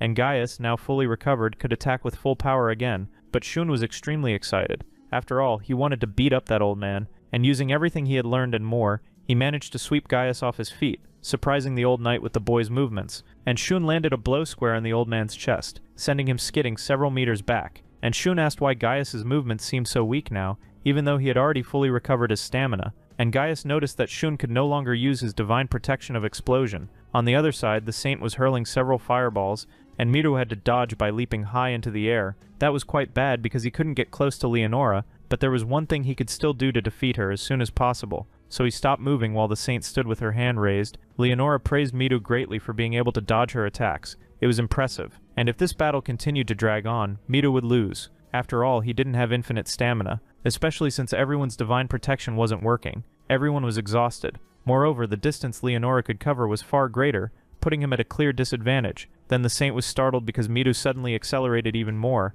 In response, she summoned the wind to assist her, launching several wind spears toward him. However, Mido was even faster than those spears, managing to cross the entire battlefield. It was as if the only image before Mido's eyes was the elimination of the Saint. She even placed her hand on the ground, completely altering the environment around them, and ordered Mido to fall. He was startled because the ground beneath him became completely unstable, and she even summoned fire into her hands, setting Mido ablaze. The companions behind were shocked by it, and even the Saint was surprised for a moment because that boy had managed to reinforce his body with magic. Perhaps he truly was a natural talent, but still no match for her. On the other side, Shun continued his battle against Gaius. He also realized that he could no longer use his divine protection. Perhaps his magic had run out, and Gaius saw that the boy was hesitating, so he advanced toward him and with an extremely swift slash wounded Shun's chest. And the young man was quite frustrated because he was losing to a frail old man. And in the end, Gaius only said that the boy, without his divine protection, was merely an amateur, weak and inexperienced. Shun quickly gathered himself, saying to himself that he wasn't weak. He had faced countless fights, and even without his explosion, he was tremendously strong. Then he stood up despite his injuries, and Gaius found that strange. Why was he standing up? The blade lodged in his shoulder was digging even deeper into the boy's flesh. That was practically Shun's conviction that he refused to lose, because his raised fist struck a powerful punch right into Gaius's face, and it was such a tremendous punch that the old man fell backward and was sent flying with great force. Gaius's face was completely crushed along with his neck. Shun in turn simply proclaimed his victory. On the other side, Mido was also remembering all of his companions. Somehow that natural talent within him was awakening. Then he stood up once more. The Saint praised the boy's stamina, and Mido simply said that they had to restart the battle. Leonora mocked that he would never get close to her, but after so much taunting, Mido's sword was already right in front of the Saint. At that moment she was utterly shocked because Mido was literally the protagonist of protagonists. He was a true hero of legend, and his blade grazed the Saint, forcing her to leap back. She suffered a deep cut on her arm that began to bleed, and she wondered if she had let her guard down because that should have been impossible. But Mido was already at her flank. She turned completely alarmed and then conjured a wall of ice to block that attack. But her magic was completely shattered by Mido's powerful blade, and once again the Saint faltered. She couldn't keep up. Mido was now completely influenced by his explosive talent. He was using all the mana in the environment. She still said that the god who loved her would never abandon her, and would continue to grant her divine protection. But Mido said that he only needed to protect all of his friends, that was all, and used instant movement, his sword now at the Saint's neck. But she hated being challenged in that way, and ordered Mido to fall to the ground. And so it was done. The Saint kept laughing because no one could surpass her at that moment. In the background, the protagonist saw that she had used her trump card. That completely divine power was cornering Mido, who was being suffocated on the ground. She hadn't expected to use magic of that level to stop the heroes, but Mido was different, so he had exceeded her expectations. Rina ran to save her companion, but the Saint shouted for no one to move, and her power affected everyone on the field. None of the heroes could even move. She said that they were all wrong, after all she had approved them, but then turned to her protector. She had never expected Gaius to lose a second time, but it didn't matter because she controlled all the hero candidates, so she could simply summon more. Narumi was furious because they had almost managed to defeat that wretched Saint, and Mido didn't know how to counter such overwhelming power. Leonora said that the only reason she summoned heroes was because she could control them. At that very moment, several daggers flew toward the Saint. She raised a massive wall, and the blades clattered to the ground. She merely mocked that she had sensed Kai from the start of the battle, and that he had been the one responsible for defeating her servant, turning her gaze toward Kai, who was now approaching. And for our protagonist, it was amazing that she had noticed him. After all, he was just an ordinary guy. The Saint had been watching him since he came to this world, because she saw that he had received a useless divine protection, yet at the same time his aura was incredible. But she was disappointed because she knew he was someone who never entered battles he could lose. But the protagonist said that this was a battle he would not lose under any circumstances. However, the Saint ordered him to show everything he had.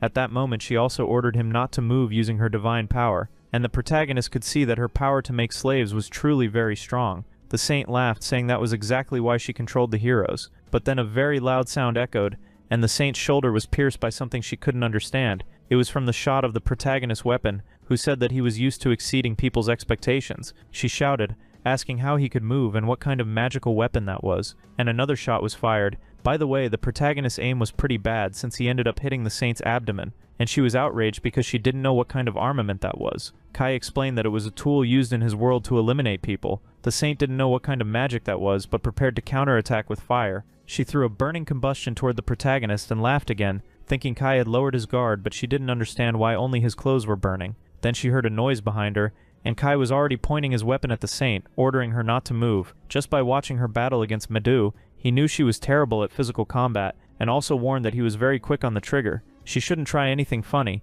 If we go back to days earlier, that was when he had asked Rin to use her domination power on him, and on that day she completely misunderstood, thinking he wanted to do something else, but he explained that it was for her to use her power. That power of domination, you know, the one they gained back in Chapter 1. Because ever since he arrived in this world, he had studied magic but hadn't found any spell capable of enslaving people. So he was extremely interested in understanding how the domination magic worked so that he could escape from it. And Rin asked if by using her domination on him and then the saint using hers afterward, would he be able to resist it? Kai honestly had no idea if that could work, but he had to try. But Rin warned that her magic was much weaker compared to the saint's. The protagonist explained that it wasn't about the level of the magic but the proficiency. That was because Rin had a level 1 domination, while the saint's enslavement magic was level 3. Rin was still worried because if the saint used her magic, everything could go terribly wrong in the end, but the protagonist told her to remember Arca. After all, the monsters were already dominated when Rin tried to use her power, which was why she couldn't control them that time. So, against Leonora's enslavement magic, maybe domination would work. It was going to be a risky bet, but he needed to take it. That's why before fighting the saint, the protagonist had been dominated by Rin, and it was actually her who was controlling the protagonist's body to fight against the saint, and Rin appeared right behind them. Leonora grew angry because she had fallen for such a simple trap, and Kai said that now it was the end of the saint. As he pulled the trigger of his weapon, it didn't actually fire, and the saint found it strange because her power was sealed. That was because she was wearing those shackles the cultists had used about 10 chapters ago. The protagonist had stolen those shackles after learning that Rin had lost her magical powers. Leonora asked what his plan was. Kai simply asked to be sent back to their real world, that way they could set her free. But Leonora said she couldn't do that. After all, summoning and traveling were completely different techniques. Kai had already expected that since he had seen through her with judgment, and she didn't possess any extraordinary ability. He asked if defeating the Demon King could really make them return home, but the saint explained that to summon an entire class of hero candidates, an enormous amount of magic was required. In other words, the one who had summoned all the heroes was a god. That meant only a god could send him back home once again. Leonora admitted that she had summoned countless heroes before, but none of them had ever managed to defeat the Demon King. Kai asked what had happened to those who had been summoned previously. Leonora explained that most of them had been annihilated by the Demon King's army. Some others had simply disappeared across the world. After hearing all of that, Kai honestly didn't even want to return to his world anymore. After all, that mission was nearly impossible. The saint asked if he planned to live in that world forever, because soon the Demon King's armies would invade everywhere. In short, they had no other choice but to face the Demon King. The saint still asked to be freed because only then could she provide support for the heroes to defeat the Demon King. But the protagonist was about to finish her off as he drew one of his daggers, but Midu stopped the protagonist's movement, and Kai immediately questioned why he did that. After all, that saint had tried to eliminate all the heroes, but Midu still believed that the saint could find a way to send them home. But Kai asked if he was really sure about that, because now they would all be considered traitors, and the saint once again simply apologized for what had happened today, saying she had gotten carried away and would forget absolutely everything that had occurred here. But the protagonist reaffirmed that she was very dangerous and could take revenge on everyone. And the protagonist noticed that Rin was also a little hesitant about eliminating the saint. Now he was worried because the crime of killing a saint was very serious and heavy. They would be considered traitors and would have many problems. The opinion among the heroes there was very divided. It was hard to believe that Leonora would keep her promise, but many believed in Midu because he seemed like the hero of legends, and he himself turned to the protagonist because they still needed to think more about it. And Kai knew that all of them were beginning to lean towards saving the saint because they still had hope in her. But if things stayed that way, they would likely be betrayed, and only the worst could await them. Then, in the next second, a gunshot was fired. A shot aimed at Leonora, who was struck directly in the head. Midu screamed at that moment because the saint fell to the ground already completely lifeless. The other heroes couldn't react beyond sheer shock. He grew angry for a moment, but then saw a smoke grenade flying through the air, and the protagonist simply wished his friends a farewell and said they would meet again soon. Then he disappeared into the smoke, vanishing completely from their sight. Midu fell to his knees, not understanding anything that had just happened, and Midu grew angry because Kai had killed the saint before they had even made a decision. Rina knew that guy only cared about himself. Narumi showed no emotion at all, just staring at the saint's body, while Rin also approached her, still not understanding what had just happened, because Kai had done exactly what he said minutes earlier. He had told the plan to Rin. The first plan was to capture her and see if there was any way to return home, and if that were impossible, he would eliminate her as soon as possible. And Rin had agreed to it because she thought the plan would never actually reach that point. She had also warned that Midu would probably try to protect the saint even after she was killed, but either way, he would finish her and disappear from sight. She decided to trust him, and Rin asked if he planned to bear all the blame for killing her alone.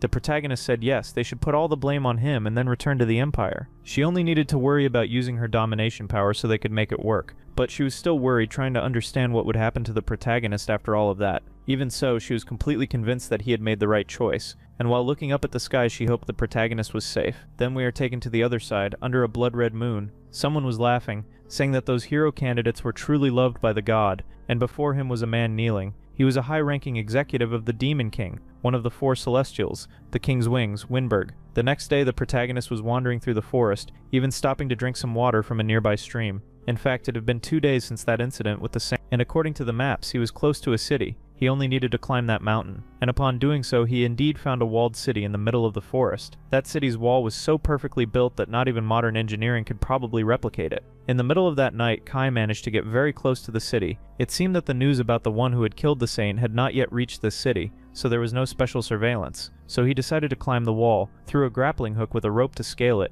and the moment he entered the city, the first thing he needed to do was earn some money. For now, he didn't have many coins, only what he had taken from the guards he had defeated. But then he noticed something interesting, a famous tavern. Those places were perfect for making money, and inside it was very lively. The barman quickly saw the protagonist and asked what he desired for today. The protagonist just asked for the basics, something to drink and a few snacks to eat. Another drunken man asked who the protagonist was since they had never seen him before, and Kai said he was just a traveler looking for work in the world. The man assumed the protagonist had fled his hometown because of the Demon King's invasion, and the fact that this guy had misunderstood everything was actually quite convenient for the protagonist. The barman recommended that Kai become an adventurer. After all, that was also a way to earn money. And after taking a sip of his beer, the protagonist really liked the idea. First he needed to register at a guild, and then he would go out to subjugate magical beasts. The drunk man said it was pretty easy to become an adventurer. You just needed guts and the will to travel. And the protagonist asked again how he could become an adventurer. The barman recommended that he go to the center of the city and register at the main guild.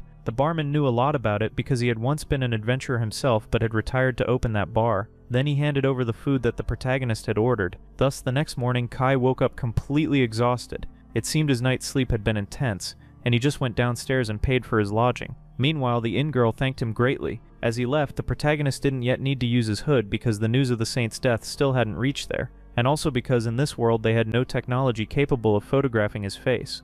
So he went to the guild agency's entrance. It was a grand building in the center of the city. Kai decided to enter, and inside there were adventurers of all ages and all levels of strength, and right there in the back was a receptionist. Kai immediately informed her that he wanted to register. Then he paid the registration fee at that place. They also asked for his name and origin. At that moment he couldn't use his real name, so he said his name was Siren and that he came from a city that had been invaded by the Demon King. That way the receptionist began recording the information. Siren was the code name the protagonist used when he worked as an assassin in the real world, and after completing his registration in the guild, the receptionist began explaining their system. It was structured like a pyramid, where the best were ranked A and newcomers were ranked F. He would also earn greater rewards as his rank increased, but the missions would become harder. The missions were posted on the general notice board every day, and Kai quickly went there to see what missions were available for him. It seemed that for now he could only accept F-rank missions, and the mission on the board was to subjugate kobolds, but at that moment he heard someone calling him.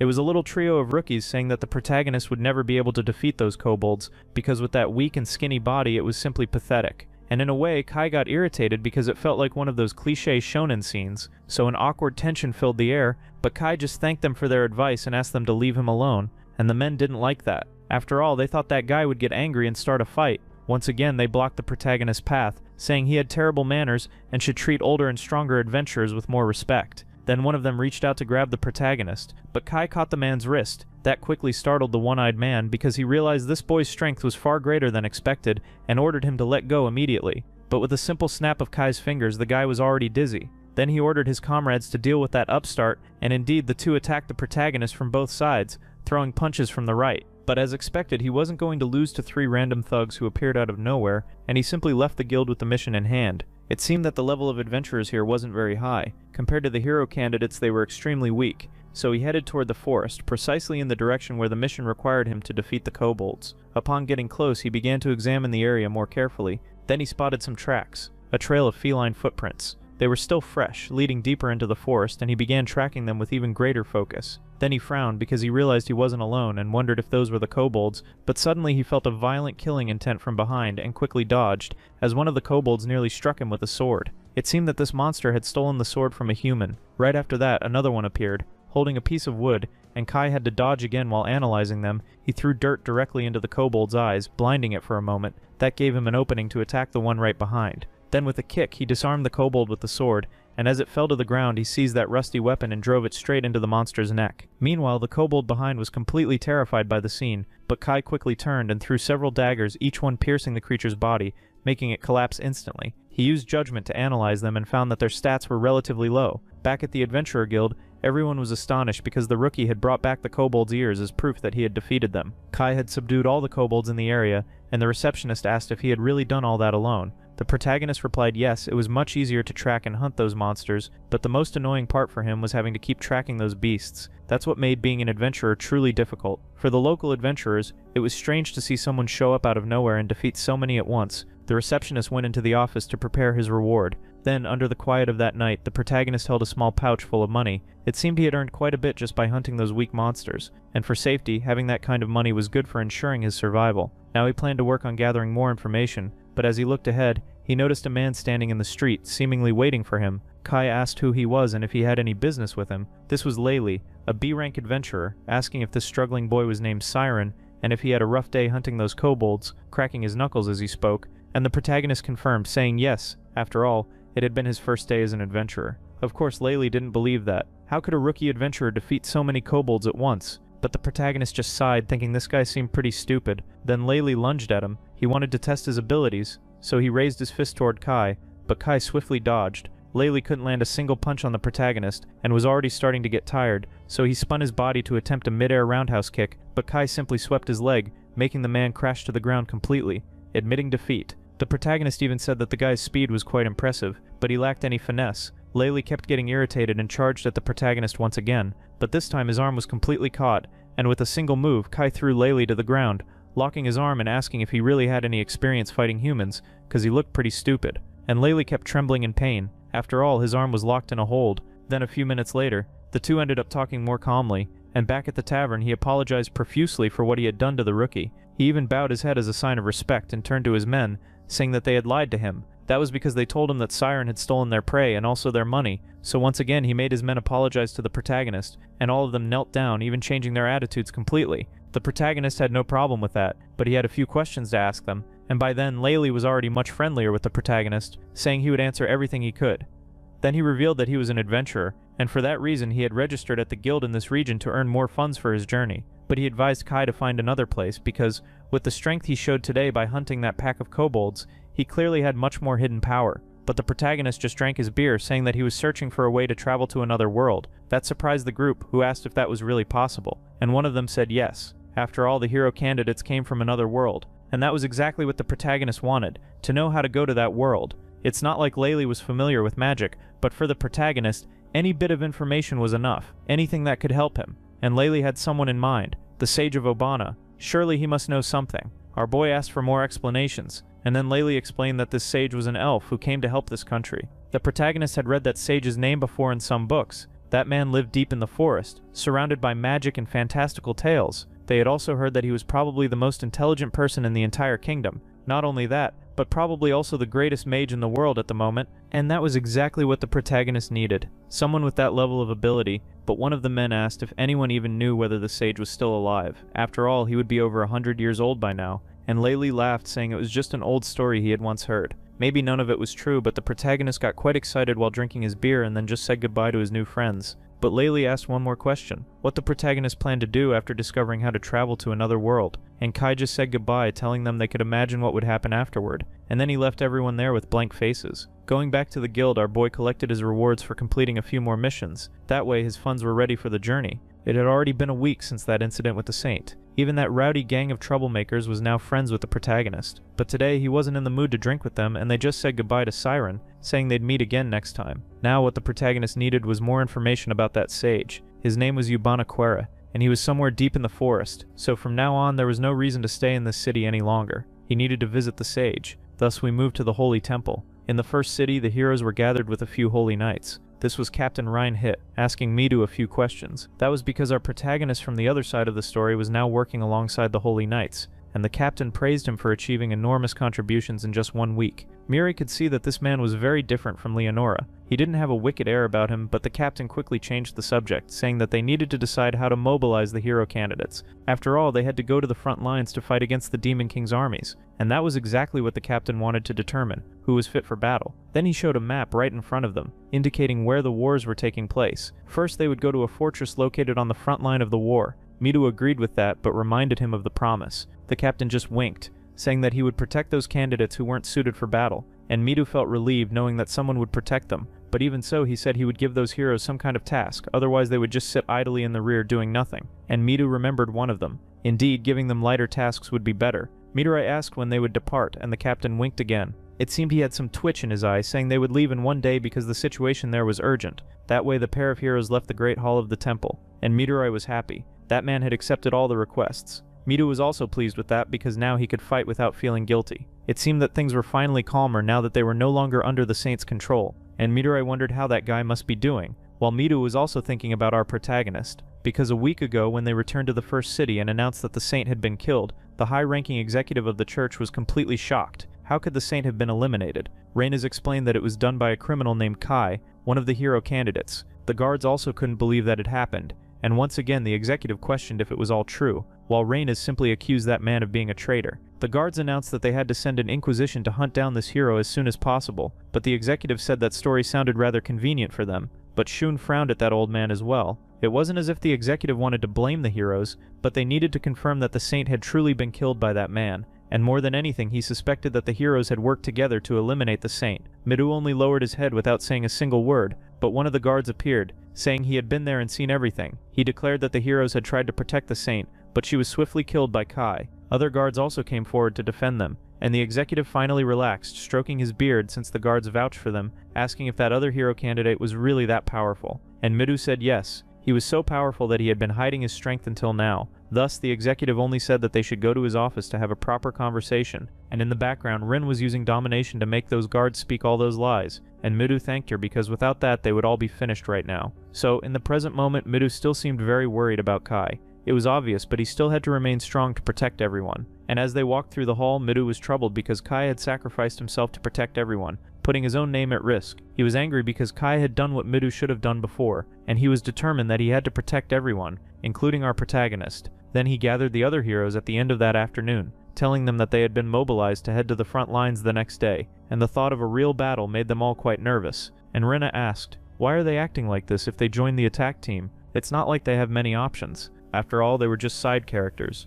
Even the healer was terrified of being sent to a battlefield. Midu explained which unit they would be joining, including with Captain Reen Hit. Reen asked if he had any information about Kai, but so far there was no sign of him and they hadn't been able to find him. Rena just lowered her head in worry while Midu tried to comfort her, and Rena only said that when she found that traitor she would burn him alive. Jin was very sad to see the protagonist carrying all the burden alone. The heroes then departed for the front lines of battle. They were also accompanied by several officers and supply escorts, and Shin was sulking as usual. When one of the girls said she was tired and asked if they could take a short break before continuing, the general said that it would soon get dark, so they had to keep moving. But just ahead, Shin raised his hand, signaling everyone to stop because he had seen something up front. He was sensing a magical presence nearby, so everyone got ready to see what would happen. One of the officers came shouting, asking why they had stopped advancing, and Midu explained that he also sensed a magical presence around. The officer suspected that those two were just wasting time and disobeying orders, and Shin got angry at him, grabbing the man by the neck and lifting him up. He literally lifted the man with one hand, purely through brute strength, but Midu told him to stop. He didn't want to start a fight there. And Shin demanded to know why he had to take orders from garbage like that man, but at that moment, an attack came from the bushes, and Shin quickly looked toward that area, dropping the officer, who fell straight to the ground. That was because several monsters with very sharp claws appeared there. The guards saw that these were razor rabbits, and all of them charged toward the caravan. They were faster and stronger than ordinary guards. Each one of them entered the fight. One of the guards was disarmed, and his sword fell far away, and right in front of him that rabbit didn't look cute at all. The guard was about to meet his end, but a massive explosion engulfed the field and killed that rabbit. Shun appeared, kicking the other rabbits around the area and stomping on their heads mercilessly, showing that he was the one who ruled that territory. The guard thanked him for saving him, but Shun only said that he was trash and that he hated when people got in his way, then rushed toward the other monsters, blowing their heads apart. Shun's blows were growing stronger and stronger. Maybe it was because of his anger, but his explosive power kept increasing, and alone he managed to handle dozens of monsters. The heroes who were with him were quite happy that their friend was so powerful, but it still wasn't enough for Shun because his power was nowhere near Kai's. That day he hadn't been able to do anything because Kai had completely dominated the situation. The image of Kai defeating the Saint kept replaying in his mind. From the beginning he had felt bad for not being able to do anything to defeat the Saint. Since the start he had tried to pick fights with Kai, but Kai's presence always felt so distant. Even in this world where he had gained more power and become much stronger, he thought he had surpassed him, and Midu soon appeared asking what had happened because it was clear that the guy was more irritated than usual. But Shun just stood up and went to his horse, saying only that he hated those pieces of trash who kept chasing him all the time. Thus we moved to the kingdom's border, where several guards stood atop the wall protecting it, and there was Captain Amelia, the fourth holy knight, greeting the hero candidates. She was the protector of the wall that divided the kingdom from the demons. He had introduced everyone, but the heroes were alarmed because the discussion there was about several soldiers who had been killed in recent days. Amelia still told everyone to rest after such an exhausting journey, but suddenly a great explosion occurred, and soldiers came running shouting that the demon army was there, and it seemed our group wouldn't have time to rest. Midu agreed with that, and shouted to everyone that they should prepare for battle. Shun grinned because this was exactly what he wanted to do. At a tower on the wall, the bell was ringing to alert them of the demons, and the horde was drawing ever closer. There were hundreds, if not thousands, of demonic monsters. The heroes' eyes widened as they saw so many enemies. Heinrich ordered them to shoot everything they could. Thus the archers on the wall began firing, while the magic units were also casting fireballs, and the skies were filled with those attacks that rained down upon the demons, managing to wipe out the first wave, but they didn't care about small wounds or injuries, and kept advancing. Midu found it strange that those creatures simply wouldn't stop, and Midu explained that it was always like this. They didn't care at all about their own comrades, and Midu asked what they should do now.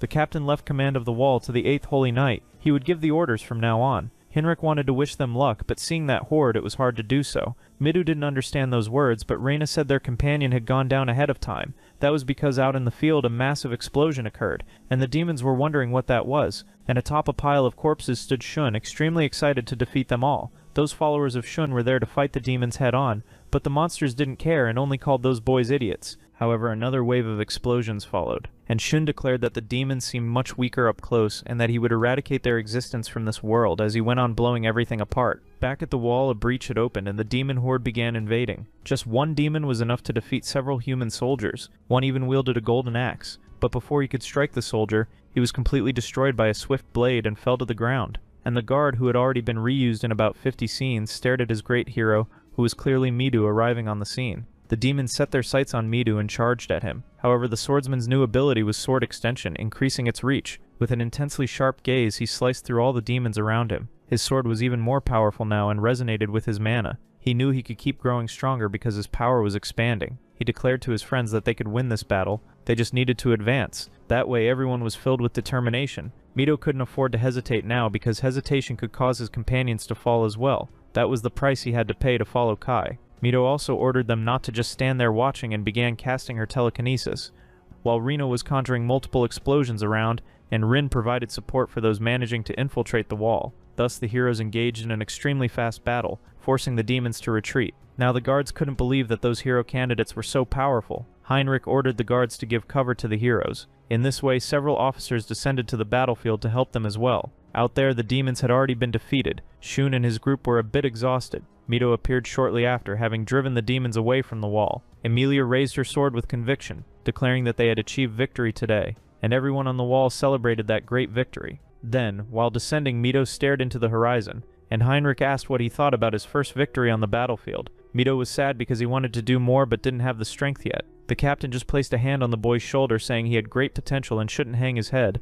adding that the demons who had attacked today were only of mid-rank. He warned him to be careful, because when the high-ranking demons arrived they would be much harder, and Mido should keep in mind that he must prepare to fight demons of that caliber. Thus, we moved to another desolate region. There several demons were gathering. They were reporting to their lord that they had just lost the invasion, and this being crushed a stone in his mouth, and I wonder why. He was also a high-ranking executive of the Demon King, one of the 4 Celestials, the King's Wing, Stone Gaia. Not far from there we moved to the Great Forest of Echoes, and finally returned to our protagonist's story. His long journey seemed to be coming to an end soon, but as he walked he noticed something coming toward him, and in fact he was almost struck by several projectiles. He dodged them by mere millimeters, and realized they were very fast, but then wondered why they looked so much like tongues. Then he looked more closely at the trees and saw several giant monkeys with enormous tongues. He used judgment to assess those monsters, and they had very high agility, as well as ridiculously high-level abilities. Then he dropped his backpack to the ground and drew his dagger for battle. Even though those monsters had such stats, they were still mediocre. One of the monkeys shot its tongue toward the protagonist, who once again managed to dodge just in time. But when he looked forward, another massive monkey already had its mouth wide open. And this time the protagonist had to dodge his entire body to the side before being caught in that attack. He almost got a little bite on the face from that giant monkey, and those three monsters wouldn't leave the protagonist alone, attacking him consecutively. Their tongues were incredibly fast, but Kai managed to cut one of the tongues in half, and the monster felt unimaginable pain as its entire tongue was severed directly back to its mouth. When the protagonist got close, the monkey still tried to hit him, but the protagonist just glared at it, saying that it was far too slow. Then, with a clean slash, he defeated that monster, which collapsed to the ground. Meanwhile, Kai observed the other enemies, who were now completely terrified, and the protagonist asked them what the problem was. Then, minutes later, with all the enemies already lying dead, Kai was wiping his dagger. These monsters attacked people here because there wasn't much adventure or activity, and the deeper one went into the forest, the denser the magical energy became. Then, a few hours later, he reached what seemed to be a mountain. He noticed that the place was difficult to access. Right ahead was the Reaper's Mountain. He needed to get there because it was said that the sage lived at the top of that mountain. Then, after a few more hours of walking, he was startled by what he saw. A small village completely engulfed in flames. So he ran toward the village, imagining it had been attacked by the demon army, and inside the flames consumed everything. And indeed, there were several demons around, and the humans who had been there were all killed by them. Kai found it strange because this place was far from the front lines, and overheard the demons talking about how their mission was simply to massacre this village. Behind them, the one who seemed to be the leader asked if they had obtained any information about the sage Ubana, and one of the men replied that he was living atop the mountain. That was the only information they had managed to get, and it seemed the leader already knew it. He then looked toward the summit of that grand mountain. Their highest priority was to capture Ubana as soon as possible, but one of the subordinates said that the mountain was infested with Reaper wolves, and that's exactly why it was called the Reaper's Mountain. Those wolves had absurd intelligence. For mere subordinates like them, climbing such a mountain was impossible. Not even their leader was good with magic, so it would be very difficult to ascend. But their goal was to capture the sage, and so everyone prepared to do just that. Kai simply observed the hierarchy among the demons. Their leader's name was Hector, a high-level demon. The good thing was that he was the only high-ranking demon and commanded all the others, and Hector sensed that someone was watching. So he turned toward the area and ordered everyone to search for whoever was there, and the protagonist realized that this guy had very sharp senses. While the demons around were searching for him, unfortunately for them, Kai was very skilled in stealth, and while escaping, he saw several people tied up under the demon's orders, but he focused only on his mission and quickly slipped past the village wall. He only whispered an apology but couldn't help those people. He just needed to find the sage. He had to climb the mountain as soon as possible. Then, after hours of climbing, our boy finally managed to ascend the mountain, and the climb was steep and difficult. Probably no explorers came here, and the path ahead was quite winding, so he simply set his jaw and stayed alert to everything around him, especially because of the rumor that Reaper wolves lived there, and he noticed the presence around him growing stronger. Suddenly, one of the wolves howled, and several of them charged at the protagonist, who had to leap off the ground to avoid being bitten, jumping onto one of the trees, and he was astonished by the beauty of those Reaper wolves. He used judgment to analyze them, and several wolves were gathering just below the tree, and the intelligence of those wolves along with their strength was very high.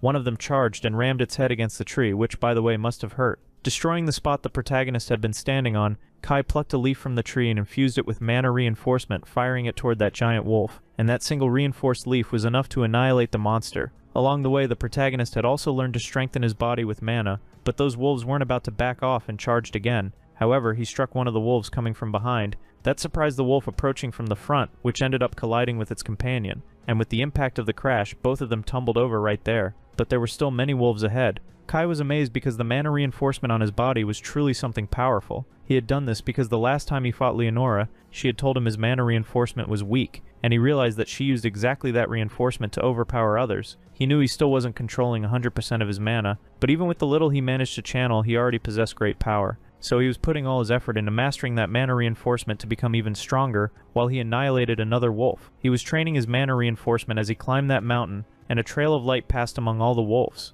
That was because Kai went directly for the leader of those monsters, who was in the back, while the others were still trying to find the protagonist, and the leader was indeed much larger and more powerful. But that wasn't a problem for the protagonist, who simply sliced that beast apart, and immediately afterward, several cutting sounds were heard. In the end, Kai looked back and saw the trail of wolves he had left lying on the ground. That would serve as a good lesson for him, as it could help him increase his power. but as he kept climbing, several wolves continued to chase him, yet he could see something in those wolves. A sort of shadow movement. It looked like a prediction of where they were going. It was as if the protagonist could see the future at that moment. He could see the trajectory each of those wolves would take, allowing him to dodge much more easily and position himself to counterattack faster. Then he tried doing that in mid-air, and in fact he succeeded because the wolf ran straight into his dagger. This time, he didn't even need to exert much strength to fight that enemy. It seemed he could now see 1 second into the future, and the other wolves just lowered their ears in fear, while Kai told them not to do that, and his eyes glowed red as he told them to come at him, because they would become part of his training, and the guy literally wiped out an entire race of wolves just because he wanted to train.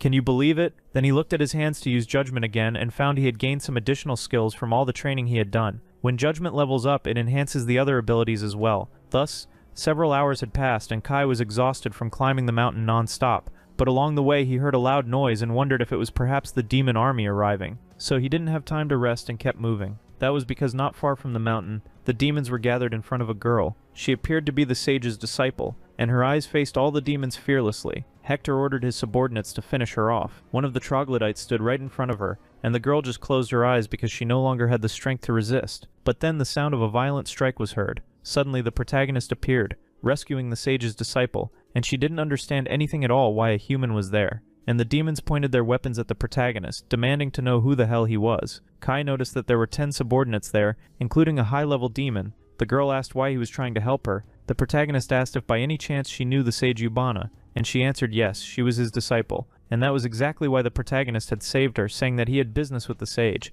Then he looked at the girl again. She was of a half-elf race. Hector realized that the human was also an enemy and ordered all his subordinates to defeat the two of them immediately. Kai knew that by saving the disciple the sage would owe him a favor, so he needed to defeat these guys as quickly as possible. As he took position in the clearing, the demons began to leap forward. While one came from above, the others flanked from both sides, and Kai immediately used judgment to foresee the future. That way he observed several shadows around him and was able to dodge their attacks by mere millimeters, predicting where they would strike from his flanks. And with a quick movement he grabbed the arm of one of the demons who had no idea what had just happened. None of the three understood how that boy had dodged everything and counterattacked. Then dozens of violent and incredibly fast blows landed within half a second. As a result, the three demons were simply annihilated. The others behind them couldn't even see what had happened. Kai felt that when judgment was active he wouldn't lose to anyone. The problem was its duration. Hector ordered them to use magic and not get close to that man. Thus the demons behind began chanting several spells and then fired magical bullets toward the protagonist, and it was his first time seeing sorcery of that level. However, the sage's disciple recited a new spell and summoned the spirit of wind to protect them with a barrier. Then a tornado formed around them, dispersing all those magical projectiles, and when everything settled, Kai was completely amazed because this didn't seem like the magic his companions used either, and the girl explained that these were the spirits of nature helping her. Hector was getting irritated because there was no progress, so he drew his sword and finally the great boss appeared. Kai asked the girl to handle the lesser soldiers while he went to defeat the enemy leader. Before he left, the girl told him her name was Meyer. The protagonist just threw his bag to the ground, saying that he was counting on her as he rushed toward the enemy, and the girl stayed behind, annoyed that she had to deal with the lower-ranking subordinates. Then the sound of clashing steel was heard. It was the impact of Hector's massive sword against the protagonist's dagger. Kai used the enemy's sword to propel himself backward, and then drew a new dagger. That sword was large and heavy, and Hector could defend against all the swift attacks and even roared to intimidate the protagonist, who knew this battle would be difficult to win. Kai then raised one of his hands, infusing mana into a blade, and Hector mirrored him with his own sword, slashing upward. Then a violent strike occurred. The two of them stepped back from each other. Hector praised the human, saying he hadn't expected anyone to be able to predict his attack, and asked if it hurt. That was because the protagonist had been wounded directly in the abdomen, and Kai now understood what a high-level demon truly was. If it weren't for his future prediction, he would have been sent straight to the afterlife. Now Kai once again gripped his daggers, ready to fight until the end. The skill window showed that Hector was an excellent level 5 swordsman, and the enemy stared at him with a certain curiosity as Kai decided to use a move he had never tested before. The entire arena went silent as the protagonist activated his ability. At every moment he checked Hector's stats. Since Hector was a high-level demon combined with sword mastery level 5, he was incredibly powerful. Then he took position, and at that very moment Hector also charged forward, blinded by rage. The protagonist used movement prediction and managed to dodge quickly, but Hector gave no openings and continued advancing with a barrage of swift slashes. He managed to graze the protagonist. It was difficult for Kai to find a weak point where he could land a strike on that enemy, and Hector questioned why he kept running. But suddenly the protagonist pulled his weapon from under his clothes and fired 3 shots toward Hector, who blocked them using the gauntlet on his arm. Kai found the swordsman's reflexes insane, but he still fired 2 more bullets that struck Hector in each leg, making him feel immense pain as he asked what kind of device that was. Then he charged even more furiously at the protagonist with his weapon in hand and fired a shot, which grazed Hector's head. At this point, the protagonist was out of ammo and holstered his gun, but in exchange he threw 3 small daggers that were easily deflected. But Hector found it strange because the boy's hands were open. That was because he had thrown some kind of grenade in front of him. That was the protagonist's plan. But Hector had no idea what kind of device that was, flying right before him, and when the grenade hit the ground, a massive explosion engulfed everything there. The demons were worried about their captain, but Mara stood firm in front of them with her staff, and she wondered what kind of ability that was. He had several weapons capable of bringing a high-level demon to its knees. Kai once again grabbed his dagger, and from this point on he could no longer rely on extra equipment. And as expected, Hector wasn't defeated by that explosion. In fact, the demon grew even angrier and roared so loudly that it startled both the protagonist and Mar. Then he vanished from sight, increasing his speed with deadly strikes aimed at Kai. The protagonist kept thinking that he needed to use that ability. He needed to analyze the creature's movements even more, and Kai's prediction was improving with every second, allowing him to see a little further ahead. He felt that he was about to pinpoint the weak spot, and indeed, a thread connected him directly to Hector. That was the weak point, located on the demon's throat. Kai wasted no time and dashed toward the future weak point of that demon, managing to eliminate him. And Hector didn't understand anything, asking how that happened. Then he just fell to the ground with the protagonist standing over him. But Kai was also exhausted to the point where he dropped to his knees from lack of stamina. The demons around saw that the boy had fallen too. He was drained, a perfect time to finish him off. Mare was also at her limit, since her spirits were tired from fighting, and that horde of demons was advancing toward them. But at that moment she commanded the salamander spirit to set all the enemies ablaze, and they began to burn one by one, the fire so intense that the demons couldn't withstand it. Kai noticed that these flames were far more powerful than Rina's, and the one who had arrived was the sage, apologizing to his disciple, and Mare smiled broadly upon seeing him, while the protagonist couldn't believe he had finally found his goal, for this was the sage Yubana, who immediately thanked the protagonist for saving his disciple and for defeating a high-level demon. He then asked why he had saved Mare out of nowhere, and the protagonist replied that it was merely a coincidence of fate, though he knew the sage Yubana quite well. I've heard many stories about her. The protagonist no longer had mana to use judgment on this being, but one thing he was certain of, she was incredibly strong. So he began to stand up. The sage asked if the boy had business with her, and indeed he did. After all, he wouldn't have any other reason to climb that mountain, not even to save her disciple amid all that chaos. Then she called to the human. They should go together to her home and rest, and things were looking favorable for the protagonist at that moment. It had been very useful to save the sage's disciple. Thus they arrived at her home, and by the way, it looked straight out of a fairy tale, and all Kai wanted was to go to the bathroom and take a nice hot bath. The protagonist asked why she lived in such a remote and hard-to-reach place. She simply replied that she had her reasons, which were quite serious, but at the same time she loved being close to nature. Besides, this place wasn't easy for anyone to visit, but Yubana said that people with abilities like the protagonist could come see her. Then Kai revealed that he was one of the hero candidates summoned to this world to subjugate the Demon King. Yubana recalled the heroes and said that if she wasn't mistaken, they were the 3rd generation to come to this world, and the protagonist asked what the 3rd generation meant, and ended up remembering that the saint had said the previous heroes who were summoned had all been annihilated on the front lines. Yubana mentioned that the 1st generation was born 10 years ago, the 2nd a few years ago, and the 3rd has just arrived. Each generation was born with the purpose of defeating the Demon King, but all were subjugated. Saint Leonora wanted to end this taboo with the 3rd generation, but the protagonist informed her that he had defeated the saint, eliminating her from this world, and the sage asked if it was really him while giving a wink, and Kai confirmed that yes, after all, he didn't like her methods. After all, she simply kidnapped people from other worlds and forced them to fight for selfish purposes. Yubana burst into laughter because the saint had been defeated by one of her own pawns and understood that the boy's desire was to return home as well, but soon stated that she didn't have the ability to send Kai and his group back to their original world, and that came as a shock to our boy.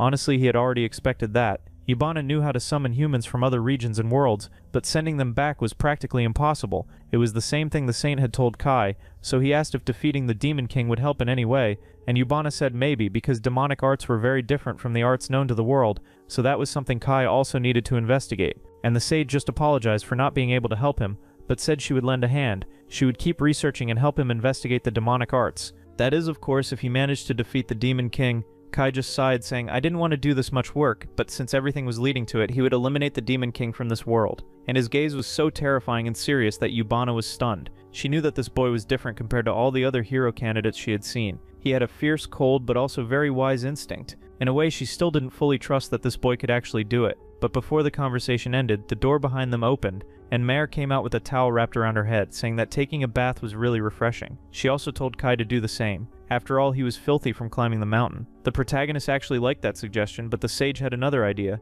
Then she called for the protagonist and asked why he didn't take her disciple on this incredible journey to defeat the Demon King. Of course, Mare was completely startled, and the purpose of such a suggestion was precisely for her to grow and gain more experience in the outside world. But the girl was a little frightened by the idea of facing such a powerful being. However, Kai didn't want to because Mare was simply too noisy. But there wasn't much he could do, so they went down the mountain together. They had to cross a vast area to reach where the Demon King was. At that moment, the two of them were in demon territory. But Mare explained that until recently, this land had also been sacred. That's why there hadn't been any wars there. The demons had simply invaded, and the Holy Kingdom had retreated. She pointed out that to the west was another region, a somewhat neutral city, and their destination was 2 days from there, a city located very close to the battlefield. Kai asked what happened to the people who had been living in that same region. Mare frowned because most of the population who lived here had already been killed or turned into slaves by the demons, and it seemed that bringing this girl along had been a good idea, because even though she was noisy, she was very smart and knew a lot about the surrounding world. If we go back 1 day earlier, he had actually refused her, and at that moment Mare got very upset about being rejected. How could someone with such an angelic face possibly be refused? Then Yubana said that her disciple was more than capable of guiding him out of that place and helping him find the Demon King, but Kai was still suspicious, asking what she would gain from that. Then Yubana placed her hands on her disciple's head, saying that her little girl knew nothing of the world. She needed to learn what good and evil were, to understand what life was as well, and this journey would make her stronger. But Kai asked if she really trusted him to do that. After all, it was her only disciple. The sage simply said that she was nearing her end. She no longer had the necessary abilities or lifespan to go on an adventure around the world. That's why she decided to trust a stranger who appeared out of nowhere and chose to save her disciple's life. Mare was still sulking after being called noisy. Kai warned that he was going to infiltrate the enemy's demon territory and that it would be extremely dangerous on that side. Then the sage asked her disciple what she wanted to do from that moment on. After all, she needed to live her own life. Then Mare stated with conviction that she would go with this human, but the next day she was already exhausted from walking so much, and they had only been walking for a single day. That was because the elf was a mage, so she had never trained her body. The protagonist then threw his backpack to the ground, saying they would rest there, and honestly, that wasn't what Mare expected. She thought he would just keep going and ignore her request. However, the protagonist wasn't that heartless. He just told the girl to get things ready so they could sleep. That way they managed to set up a small camp and a campfire in the middle of the night, and the girl was devouring a little piece of bread while Kai just watched her. Then he warned her again that this journey was very dangerous. While staring at the fire, he also mentioned that maybe he would never return home, and asked what the girl's true motivation was for accompanying him, and Mare paused for a moment. Honestly, she didn't have any real explanation. She just felt she should come along, and also the village where she was born and raised had been completely destroyed by the demon army. The demons were the most evil race in this world. They placed themselves above every other species and eliminated all others, including their own parents. She only managed to survive because her father threw himself to the other side to distract the demons, and by some miracle, she was found by Yubana, who rescued and raised her ever since. But Kai said he wasn't the least bit interested in her past. He wanted to know what her goals were from now on, and Mare's true goal was to become a mage alongside her master and eradicate all demons from the face of this world. Her eyes burned with so much determination for that. She spoke with absolute conviction. Kai asked what kind of demon she was after, what was the name of that being, and she answered that it was one of the 4 Celestials, the demon Winberg. But Kai asked if she really thought they would find that demon, because he had no interest in hunting other creatures, and Mare didn't care at all because her master had never allowed her to leave the mountain. But when Kai appeared, she was finally given an opportunity, so she would follow every instruction and the same path Kai chose as well. While showing a generous smile, the protagonist just shook his head, fully understanding what she desired. That was because before leaving, he had spoken with Yubana, who was completely entrusting her disciple to him. He knew the sage probably realized her disciple was seeking revenge, and once again Mare assured that she wouldn't be a burden on his journey, and it seemed she really was giving it her all. So she said goodnight and went to sleep, while the protagonist remained wide awake that night. It was the first time outside of books that he had heard about the 4 demonic celestials, and beside him Mare was snoring loudly, so he decided to step out of the tent and look up at that starry sky, thinking about how his last fight against a high-level demon had already been difficult. So to fight one of those celestials he would need to become even stronger, and to fight even the Demon King he would have to surpass all his limits. In the following days we go to the fortress that stood on the kingdom's border, where an intense discussion was happening about the banner. More precisely, inside the commander's room, that bald old man in the corner was complaining loudly because now that they had hero candidates on their team, they needed to go on the offensive. But his mortal enemy, the long-haired guy, asked why they had to attack now. Amelia then pointed at the map showing a fortress and said they could attack Fort Arliss. That way they would launch a new offensive against the enemy army. Heinrich was concerned since until now they had only been on the defensive, so changing so suddenly, and the bald man asked what the problem was since the hero candidates were under his command for this mission, while the Holy Knight just stared at him in silence. Amelia said now would be a good time because the enemies were probably underestimating the humans. After all, they had never gone on the offensive before. She also asked if Mito's body had fully recovered, and the young man there confirmed that yes, his sword was now much sharper than before. Then a few minutes later in the hallway, Heinrich informed them that the plan would begin tomorrow. Miri asked why he was so worried when everyone else seemed so confident about the plan. Even Mito believed it was a good plan. After all, the demons were likely regrouping right now, and wouldn't expect an attack like this. The captain only thought it was too early to do it. Probably their superiors were just overly confident, and Miri asked if they really had a chance to make it work. The captain said yes, with proper support from the other companies, they could manage to invade the enemy fortress, but for some reason Midu had a premonition, a bad feeling that something would happen. Approaching Fort Our Life, the hero candidates and the captain launched their attack the next day. Rina asked if a night attack wouldn't be more effective than one done openly in the morning, and the captain explained that demons could see everything at night. They were nocturnal beings. Midu confirmed the mission, as they needed to infiltrate and defeat the leader of that fortress, while the rest of the allied forces attacked the main gate to draw the demons' attention. That way all the candidates understood their objective. One of the soldiers reported that the main operation had now begun on the other side. Then the captain ordered everyone to move forward, thus the heroes began advancing through the flank. On the other side, indeed, the main forces were storming the fortress gate. And by the way, I could build a prettier fortress than that one in paint, okay? The demons began announcing the humans' invasion, while Amelia with her sword in hand rode atop her horse, coordinating all the troops, and watching everything from a tower was one of the Demon King's wings. Midu's group was moving through the inside of the castle, where several demons stood guard, but they were no match for the speed of the sword, because Midu was now an almost unstoppable swordsman. All of his comrades were completely confident in his abilities, and the captain ordered that no one should lower their guard because there might be a high-level enemy present. On the way, they ran into several low-level demons. They were even ambushed by many others from behind. They asked what they should do now, and the captain ordered his personal soldiers to clear a path for the hero candidates to advance. Midu shouted for Rina to use fire to cover their flank, and of course she didn't like being given orders, but still conjured a living furnace to burn the enemies. Meanwhile, Midu, with his ultra-fast sword, managed to slice through all the enemies. That way they opened several paths for the group to move forward, until they reached a gigantic door, and the moment they arrived, everyone's eyes widened, including Mido's, because Stone Gaia was standing right in front of them, and the pressure from that being was enormous. He was simply standing there saying nothing. Even the weaker hero candidates could feel that this man was immensely powerful. Shun pointed his finger and asked if that guy was the leader of the enemies. That was when Stone Gaia began introducing himself, along with his title as one of the Demon King's wings, and the girls were terrified to see that one of the Demon King's celestials was also there. Mido could feel that this guy was completely different from any enemy he had faced so far. Stone Gaia struck his sword against the ground, causing a massive shockwave, and smiled. He was eager to test the new heroes of this generation to see how strong they were. Mido ordered everyone to be ready. There was no reason to be afraid. After all, he had to protect all his friends. Thus began the battle against a celestial demon, and as soon as everyone drew their weapons, Stone Gaia placed his hands on the ground and created a massive magic circle around them. Ren and Mido were terrified to see such power, and the earth around Stone Gaia began to move. From that soil, soldiers made of mud started rising. The candidates asked if those were golems, and indeed countless golems began to appear around the demon. He smiled again with that shining golden tooth, ordering his golems to eliminate all the candidates.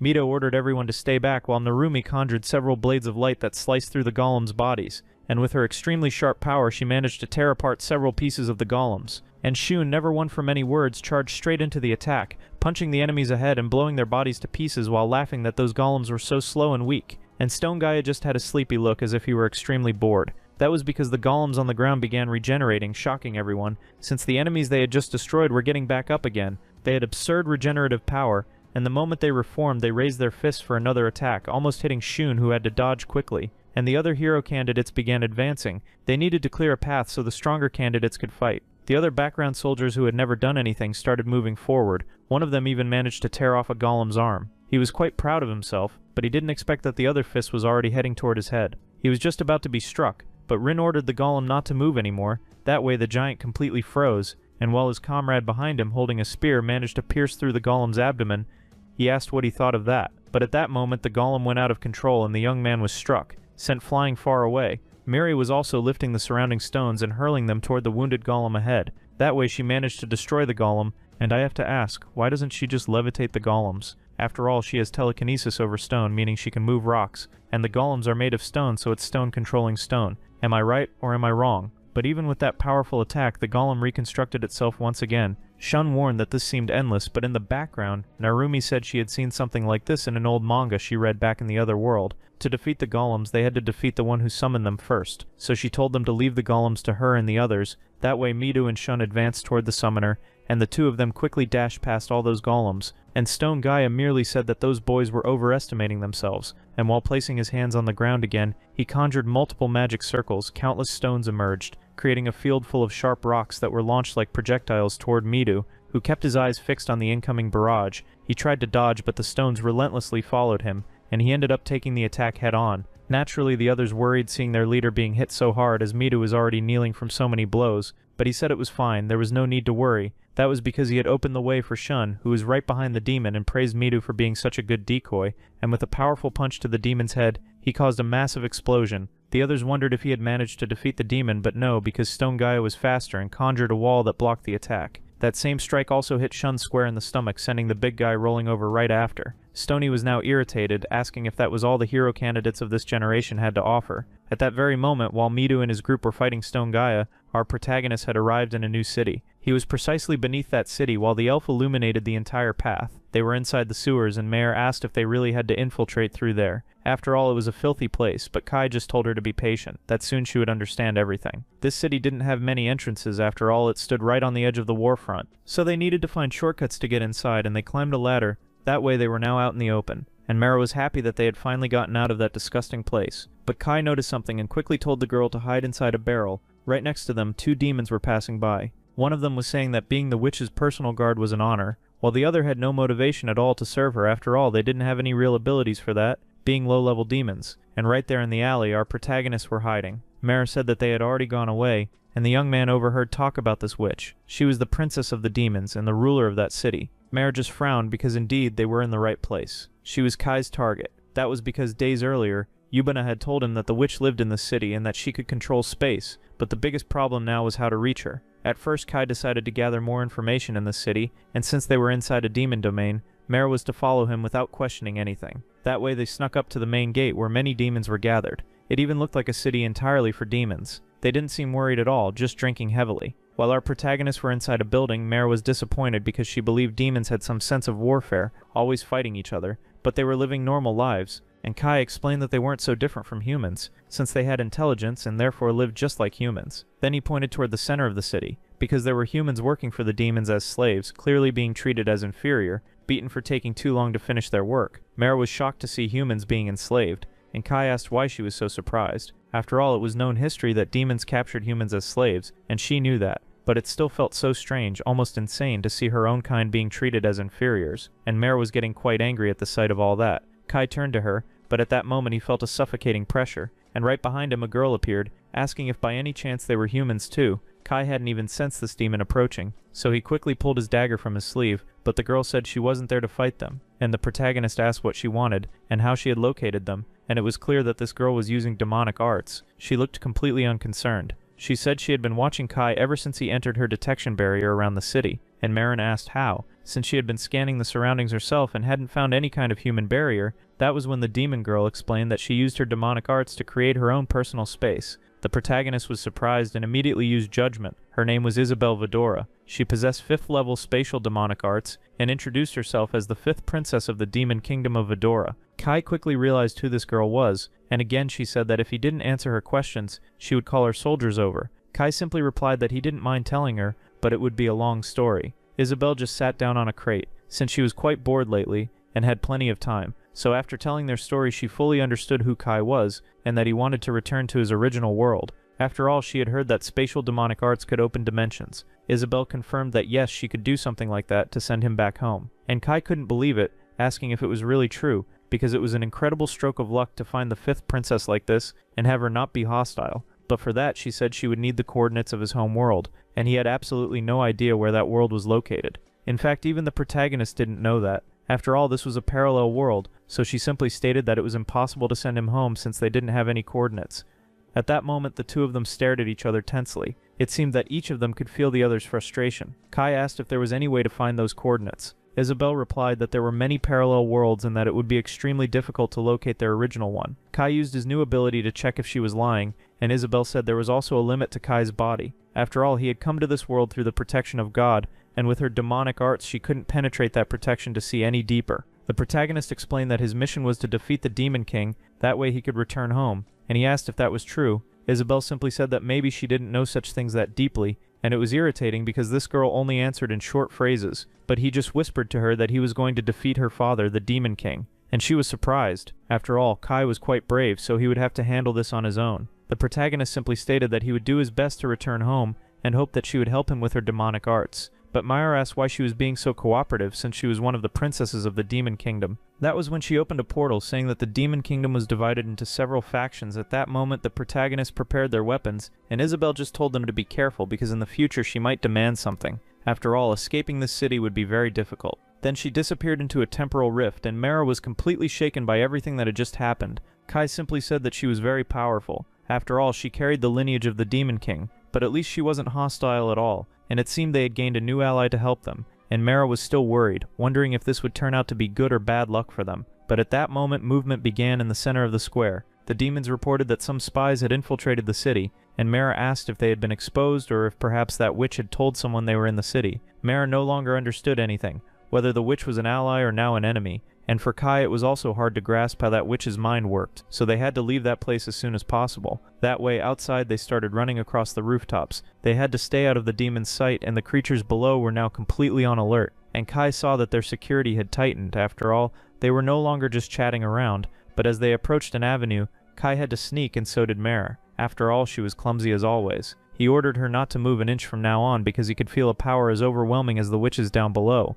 That person there was just as powerful, or even more, and he could feel their aura from afar. Mare then said that it was him, and the protagonist was shocked. After all, it was the very same one she sought vengeance against, and she started to smile with an extremely frightening look. The protagonist knew that if he didn't control this girl, things would get very bad now, because Mare's thirst for blood was growing stronger. That was the one responsible for destroying her village and killing her parents. Kai used judgment on that demon, and all of Winberg's stats were extremely high. He was an incredibly powerful being, so he just told Mare to stay calm. They shouldn't fight in this city, and even though she was on the verge of giving in to that instinct, she knew it. The protagonist just told her that they would leave. After all, that was one of the Demon King's Celestials. He had exceptional detection abilities, and as they were leaving, traces of Winberg's magic swept through the area. On the other side, several troops were accompanying Winberg. He asked if there really were invaders in the city, and if there were spies or infiltrators, they should be eliminated as soon as possible. After all, the pride of the humans, the hero candidates, were at the front lines of the war. A demon asked if his lord shouldn't be on the front lines too, destroying humans, but he replied that staying in the rear was a much better position for him. He could accomplish far more, and that was when his traces of mana returned. Then he smiled slightly, saying that they truly were there. In his hands he held the traces of the wind, saying that he had managed to locate 2 little rats in his city. They were being quite cautious as they moved. The subordinate was impressed that his lord could track anyone through wind magic. Winberg ordered him to prepare a unit to hunt down those insects. He smiled. After all, if the witch had allowed those humans to pass, there must be something interesting about them. Meanwhile, our dynamic duo was running through the city, and Kai was deeply worried. Then he raised his hand, signaling Mare to stop. That was because there were also several demons ahead. It was as if every corner they turned, the demons were already waiting for them. Kai said that the spirits were highly disturbed in this city. Kai then realized that someone had been watching them all this time. Mare could feel that the wind was not on her side. Someone was controlling it. Kai just told her to keep moving forward. After all, they would lose to the demons if they tried to fight them now. The demon troops continued advancing at every corner, while the duo tried to run in every direction, until at one moment a shout was heard. The demons had found them. Mare apologized, saying it was her mistake. Kai replied that it was fine, but now she had to act as his decoy. Of course, the girl didn't understand a thing, while the protagonist leapt away, jumping across the buildings and heading upward, and Mare cried because she couldn't move like that. The protagonist asked if she didn't desire revenge, then she should stop crying in a situation like this. Then he hid up above. While the demons hunted the poor elf girl, half of them split off to chase the human, while the other half went after Mare. But at one moment she simply stopped in the street, because she didn't need to be afraid. Then she summoned her staff, invoking the fire spirit of the salamander. She called down fire upon the demons, who were immediately terrified to see so much power gathering, and a gigantic explosion of flames erupted, engulfing them all. The demons around the area saw those flames rising into the sky, pointed their swords, and shouted that the enemy was there. But right behind that group, Kai appeared, and without hesitation began cutting them down, eliminating the first demon, and hunting the rest, who didn't even realize their companion had fallen. And several slashes were executed from the shadows, until the leader of that squad grew suspicious and turned around, asking what was happening, only to see all his men completely slain on the ground. and right behind him Kai appeared with his blade, and the demon merely called him a coward. Meanwhile, on the other side, breathing heavily, was Meyer, summoning the elemental spirit of water as well, and she was also fighting several enemy squads in that corridor. Like a flood, she managed to sweep the demons far away. In fact, it seemed that the enemies had no end because they just kept coming, and with that water she knew she wouldn't be able to defeat them all, so she just asked for a moment for them not to advance so quickly. But she noticed that little by little the number of enemies began to disappear within the water, and indeed each one of them was being eliminated and carried away by the waves. One of the demons asked what was happening, but his head was struck by Kai's blade, who simply said that he was the Shinigami of those guys. And while the protagonist praised that Mera had been an excellent decoy, even easier than expected, he pulled his blade out of one of the enemies, and the girl was crying because she had almost been torn apart by those demons. On the other side, Winberg asked if they still hadn't hunted down those humans, and the demons just apologized, saying they would send more troops, but the Lord simply raised his hand, replying that it was fine, and that he would go there personally to avoid increasing casualties. He was having quite a lot of fun with those invaders in his city. Our duo kept running to escape that place when a gust of wind appeared. Mare felt that this gust was far stronger and filled with mana. Several small wind spears began to approach the duo until Mare called for the help of the wind spirit Sylph, and a great whirlwind of wind began to spin around them, blocking the attacks. That way all those sharp spears were blown away into the air. Kai simply watched because finally he had arrived. From the skies he was observing the entire city below, praising the little rats that were causing so much commotion in his domain. Mare frowned upon seeing the greatest villain of her life. The protagonist simply said that she now had the chance to take her revenge, and if she was ready, of course she was. It had been over 10 years of training to defeat that man. Kai ended up whispering that this was an opponent they couldn't afford a prolonged fight with, or else they would lose. Mare understood that she had to go all out right from the start. Then she summoned Sylph to help her with several scythes of wind and hurled them all toward Winberg, who in turn merely glanced at all that power and laughed, mocking that the girl was using wind elemental attacks against one of the celestials of wind. He didn't know if that was bravery or stupidity, so he conjured a barrier around himself that completely deflected the scythe attacks, sending them flying up into the sky without leaving a single scratch on the demon. The good thing about that power for Kai was that it completely obstructed Winberg's vision, or so he thought, until several wind spears came flying toward him, forcing him to dodge, and he paused for a moment to assess those attacks. Winberg laughed because he already knew the boy would do that. He had completely figured out how he operated since he was using the wind's position to locate him. That was really bad for Kai because he couldn't enter the shadows to fight this opponent, but Mare told him not to worry while she raised her staff. She conjured a massive wind around them, completely dissipating Winberg's tracking ability, and he found that quite strange. But Mare explained that, unlike demonic arts, she controlled wind through nature itself, through the spirits, and Winberg realized that she was an elf. She had greater affinity with the elements than he did. The protagonist was quite pleased. After all, she hadn't trained all those years for nothing. Then he began leaping across the buildings to get closer to his opponent, but Winberg was watching because it was foolish to approach for close combat, and Kai had his dagger aimed directly at the demon, but before hitting him he leapt even higher, and the protagonist grew frustrated for missing that strike, and Winberg just laughed again, because he could fly through the skies. That was the same ability Narumi also used, but at that moment Kai ordered his companion to jump as well. That way the protagonist performed a leap in midair. The elf was helping him fly throughout the whole path, heading straight toward the demon, who shouted in disbelief, wondering how the boy was doing that. Kai had to finish this guy quickly, so he used Judgment to locate the weak point. Besides Judgment, he was also seeing the prediction of the future, and a line formed directly to the demon's throat, but he noticed that line was slowly weakening. That was because Winberg grabbed what looked like a blade handle, and a sword of light formed in his hands. The demon was irritated that he had to use his weapon. He hadn't expected this from mere rats. Then he unleashed several gusts of wind toward the protagonist, and Kai had to defend himself quickly from all those waves. And the protagonist was shocked because even using future prediction, Winberg was incredibly fast with his blades. After all, he was also a swordsman. But then Kai's eyes widened as he had to dodge a massive boulder flying his way. That rock had clearly been thrown by Mare, who was once again covering Kai and protecting him during the fight. Winberg was growing tired. After all, that duo managed to combine strength and speed, along with constant distractions. He couldn't underestimate that damn elf. So he asked if they were the ones who had eliminated Hector, and Mare answered yes, and that the next one would be Winberg, and the demon laughed again, mocking that she truly was a survivor of the village he had burned. And she clearly grew furious, declaring that yes, and that was why she had survived so long, because she was becoming the vessel of vengeance that would destroy Winberg. The demon was amused, saying that Day had been nostalgic. The fire, the pain, the screaming people. Mare couldn't believe the words coming out of this creature, and meanwhile his horns were pulsating. He felt the beauty and thrill of destroying humans, hearing their cries of pain. The elf was consumed by rage, but the protagonist stepped in front of her, telling her not to be overtaken by his provocations.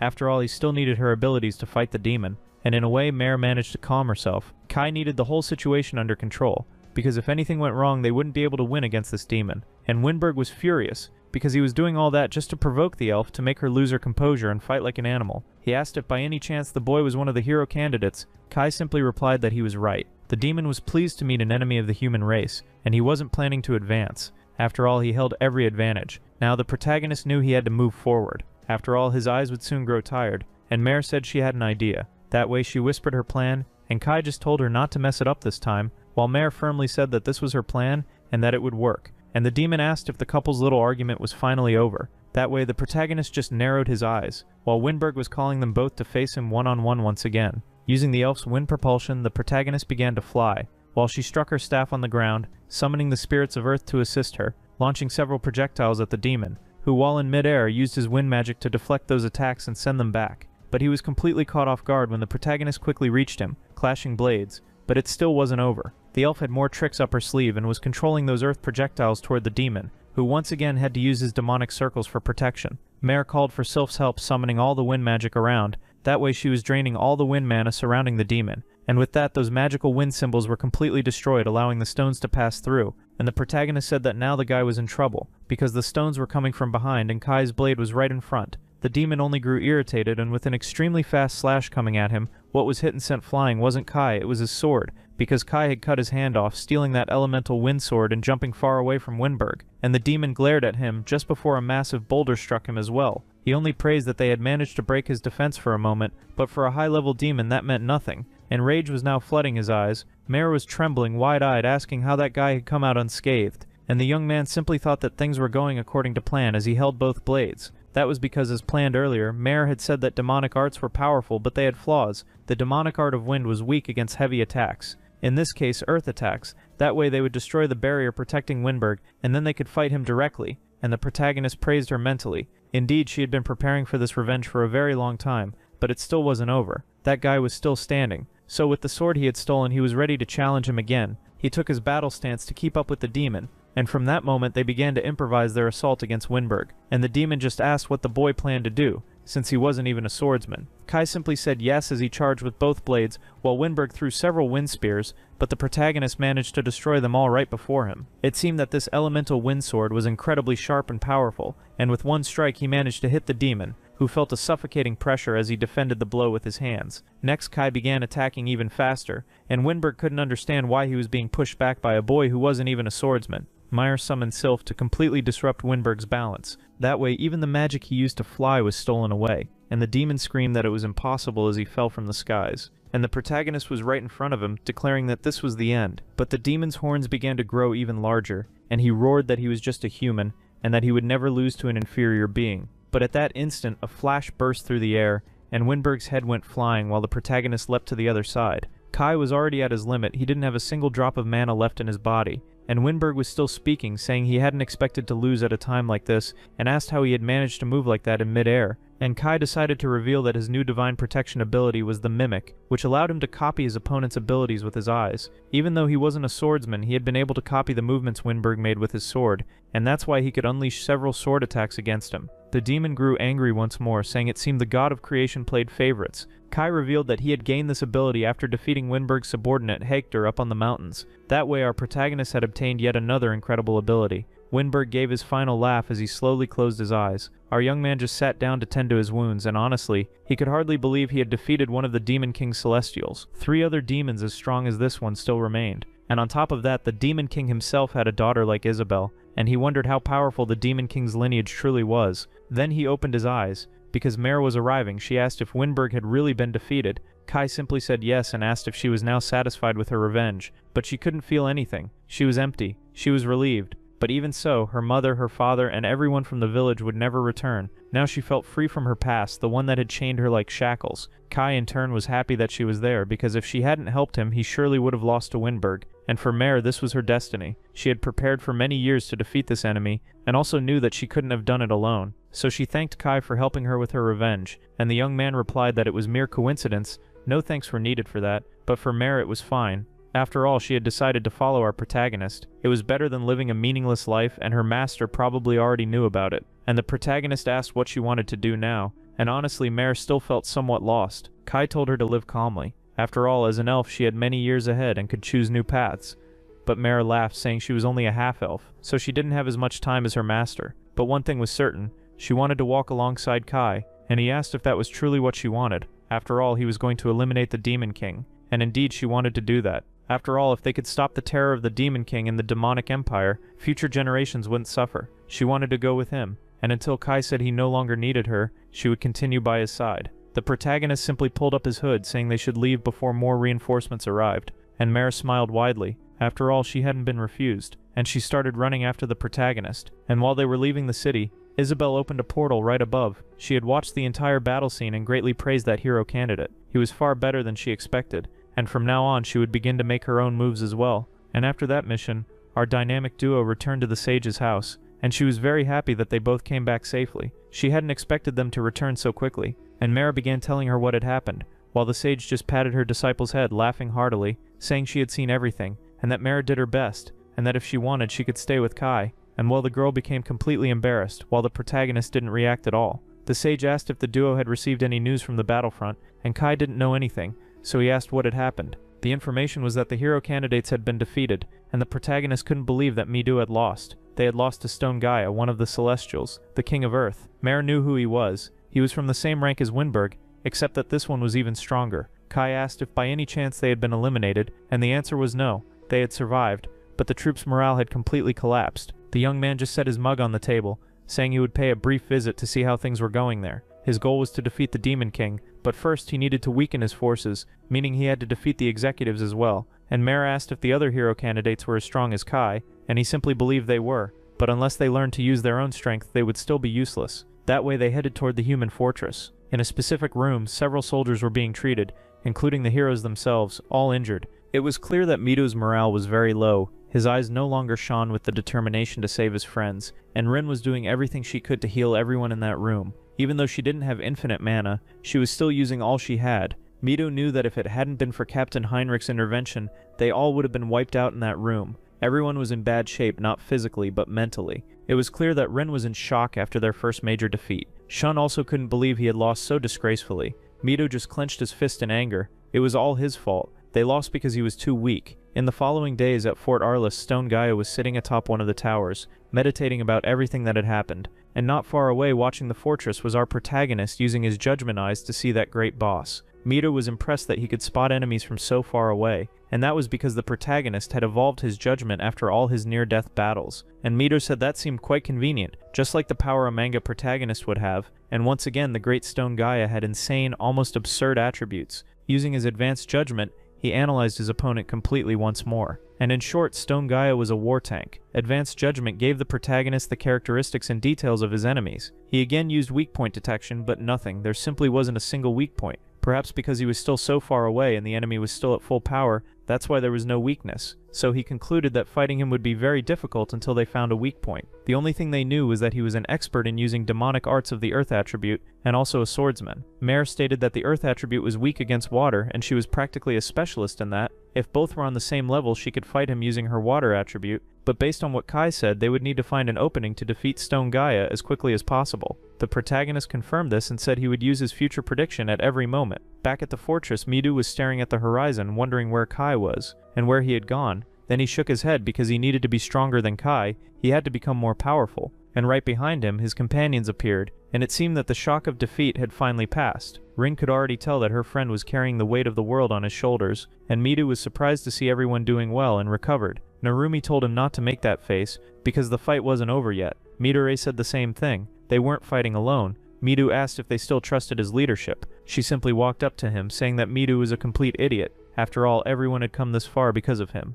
Narumi hugged her friend, saying that without his support they wouldn't be able to continue this mission. That way, Midu just looked at Rin and smiled toward all his companions. And once again, Narumi said that everyone there was strong, and that they would follow him. With that, even Shun and his little gang showed up, and Shun asked what kind of pathetic expression Midu was trying to make now, and it was a surprise to everyone that Shun was the one cheering him up, once again explaining that no one in this mission was alone and pointing at Midu, saying he was the leader and should give the orders for them to defeat their enemies. That way, everyone around became very excited. Midu hardened his expression, declaring that together they would now defeat the demons. Shun remarked that this expression was much better, and in the background of all that was Rin, completely lost in thought. After all, they didn't have any kind of plan to face Stone Gaia, but she was completely surprised because Kai was also there talking to her, yet he ordered her not to make a single sound. He was hidden in the shadows, lying in wait. He had already heard the news that they had lost to the celestial demon Stone Gaia.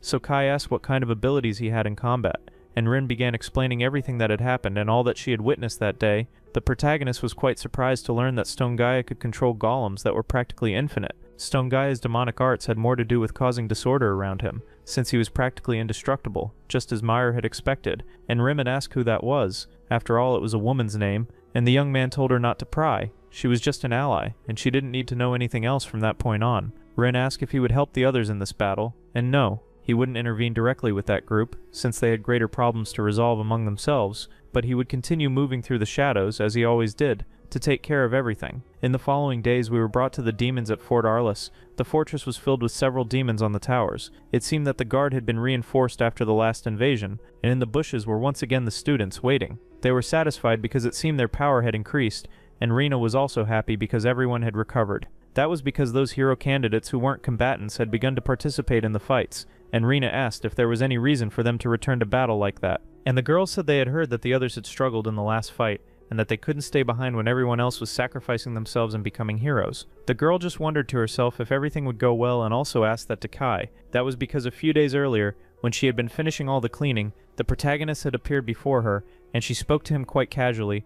She was actually startled, asking how he had entered that building, since he was a fugitive from the Empire, and if he really was the real Kai. The protagonist simply told her to get a grip and come back to her senses, and once again she complained, asking how he had managed to sneak all the way into her room. The protagonist went straight to the point, saying that the war they were fighting on the front lines was too dangerous, and that they needed her divine ability, water manipulation. And Kinoshita was the only water manipulator who could face Stone Gaia head-on, but the girl was terrified, and the protagonist told her to relax because she had all the qualities and potential to be a combatant as well, and she questioned how he was so sure of that, since she trembled with fear in front of enemies. And for the young man it was obvious, because she had always wanted to fight, but in front of Leonora, all the non-combatant girls had been completely frightened. After all, if they made one wrong move, Leonora herself could simply eliminate them, and since then she had decided to work as a non-combatant, and well, she was quite clumsy at that, and once again she asked if she really had the ability to help the others, because otherwise the next battle could be their last, and Kinoshita just stopped for a moment to think. Honestly, no one in the class had ever paid attention to her abilities,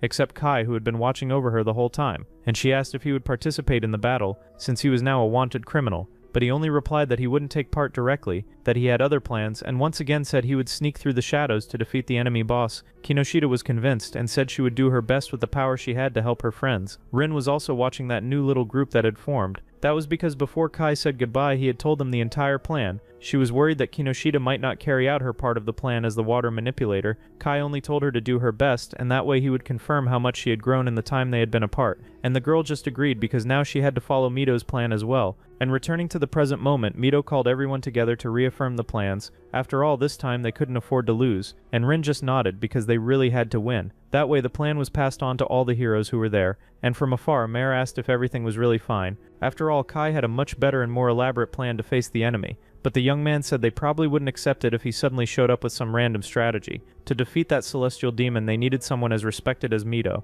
He had helped as much as he could so they could grow stronger, and from now on everything would depend on their leadership and coordination. But the most important part during a battle was how the combatants would fight, and for that they needed a great, wise, and strong leader. Before the massive fortress gate, hundreds of human troops appeared. Amelia once again told her soldiers that they had to give it their all. Then she drew her sword and ordered all the knights to advance, and the demons just laughed because it seemed humans hadn't learned their lesson. Amelia once again said they had to open a path for the heroes, while the demons wanted to eliminate all those invaders. That way a large-scale battle began on the open field. Amelia was targeting the tower that belonged to the one in charge of that place, and clearly Stone Gaia was there watching the entire battlefield, and with that golden gleaming smile he was extremely pleased. Mito immediately imagined that this guy had been waiting for them, and indeed he was ordering the hero candidates not to disappoint him this time. Then we were brought before Stone Gaia's gigantic door, which was soon blown apart by punches, clearly Shun's punches, as he arrived with the other candidates, and this time they weren't surprised because Stone Gaia had already prepared countless golems around him, and immediately ordered them to begin the plan immediately.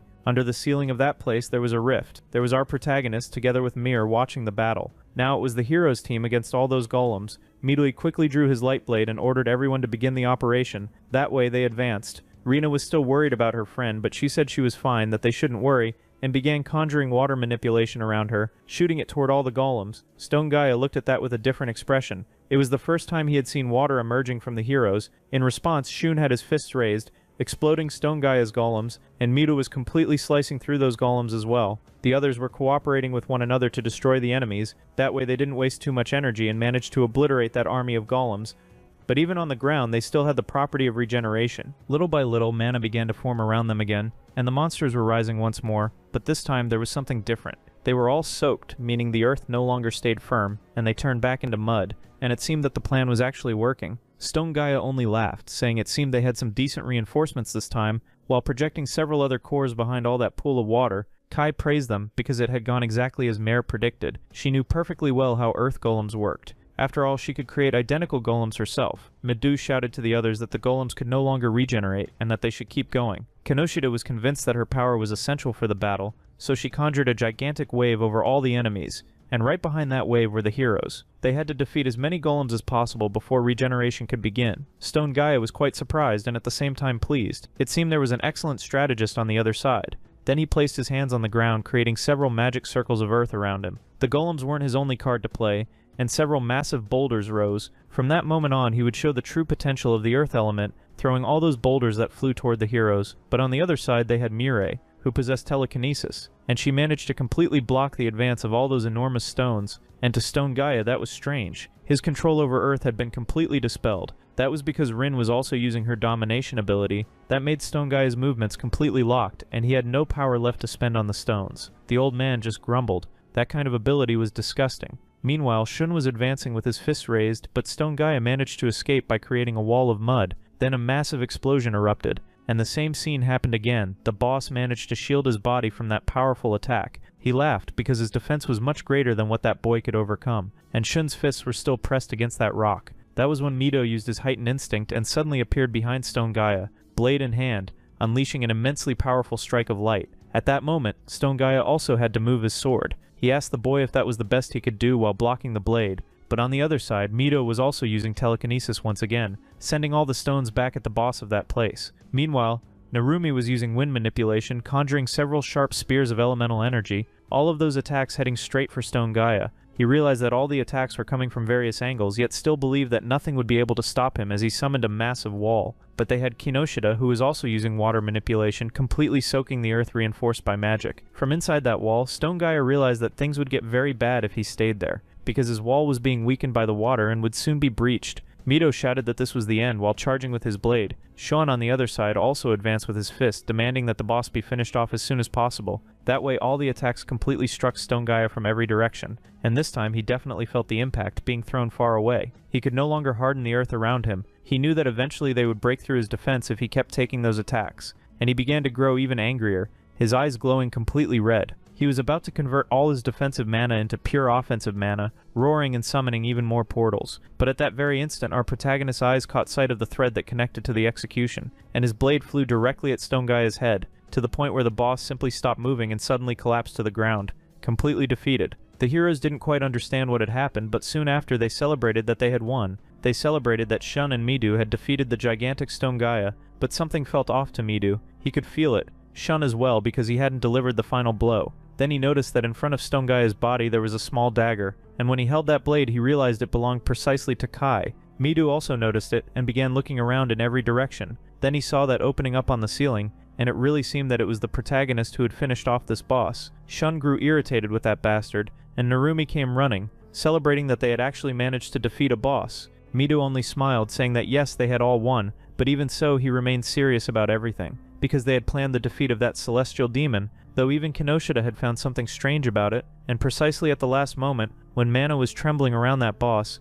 Kai appeared and eliminated him without anyone noticing. It seemed they had all been dancing in the palm of Kai's hand. Mirai asked why he had that expression. After all, this was the time to celebrate. Midu just tried to hide it, saying yes, they needed to do that. After all, they had defeated one of the 4 Celestials of the Demon King, and she just pushed Midu toward the group. Because he had been the leader of that operation, he had to be celebrated, and everyone around laughed and said that Midu really was incredible. So he set that thought aside and just smiled toward everyone, while Shun was still extremely irritated, but his little gang showed up behind him, saying they would follow him forever. Shun just told them to shut up and said he wanted some time alone, and the kids looked really sad about it. One of his friends just said he knew why he was in a bad mood. It was because Midu had landed the final blow, but he didn't need to worry about that. After all, he had helped a lot, and Shun was still clutching that blade that belonged to Kai, while the others were trying to cheer him up, and his expression was completely serious. Until minutes later, Midu shouted from outside, holding Stone Guy's head in his hands, saying that the celestial demon had been defeated. The demons around couldn't believe that their lord had simply fallen, and Amelia shouted that victory now belonged to the humans. Heinrich, already worn out from battle, just gave thanks that they had succeeded. That way, all the soldiers began celebrating as they captured the demons, and the protagonist inside just said that their work was done, but Meyer said that the Demon King's army was still just as large as the humans' forces outside, and the protagonist only replied that since their lord had fallen, their morale had collapsed completely, and they would lose. And she noticed that after they had defeated Winberg, they hadn't been chased by any demons either, and that was precisely the Demon King's army's weakness. Their morale was based on their celestial demons. Meyer honestly hoped that the protagonist's goal was to train his classmates so that they could become true heroes. After all, he had been the one to plan everything, and also to finish off Stone Gaia in the end. The protagonist just replied that his job, no matter what, was still that of an assassin, so he didn't expect her to understand everything. But Meyer only smiled because he was a super protector who just watched over all his friends from the shadows, and while he was having his coffee, the protagonist said he would send her back to the sage because she was getting far too bold. And the poor girl just trembled in embarrassment, and in a way asked if she could call the protagonist by his personal name. He just answered no. After all, it was fine the way she called him now,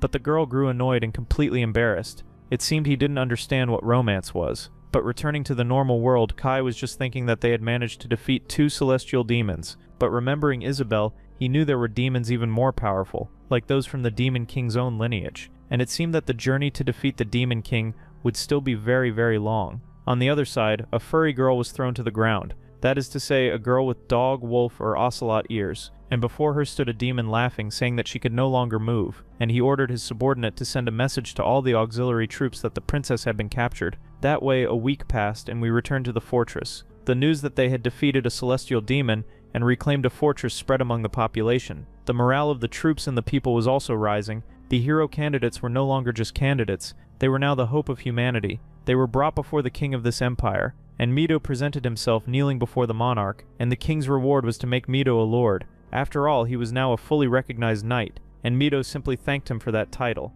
That way, we were brought to his room, and he was utterly exhausted from going through all that ceremony. Meanwhile, Mireille teased him, saying she had never seen him so nervous. Captain Amelia only said he would get used to it once he was older, and Heinrich explained that he had never received noble education. That's why it was so tiring for him. And for Mido, it was a rather desperate situation. After all, if he did anything wrong, he could disrespect the king. Heinrich joked that he could do whatever he wanted now. After all, he had defeated one of the greatest enemy forces, and that way he had been promoted to the position of knight, and now lord as well. Unlike the captain himself, who hadn't even received a simple thank you from his majesty, Amelia explained that the church had great power, and this title was also granted at the request of the pope himself. Heinrich then gave his congratulations. After all, he was a knight of the kingdom, and also the 11th holy knight, and now he would have his own organization, the Hero Corps. In other words, the Pope had granted him the position of Holy Knight, and from now on Midu would be the leader of his own organization. They also warned him that with the authority he had received, he would carry great responsibility. That way, outside the kingdom, Rin was spreading all the gossip about how Midu had become a captain,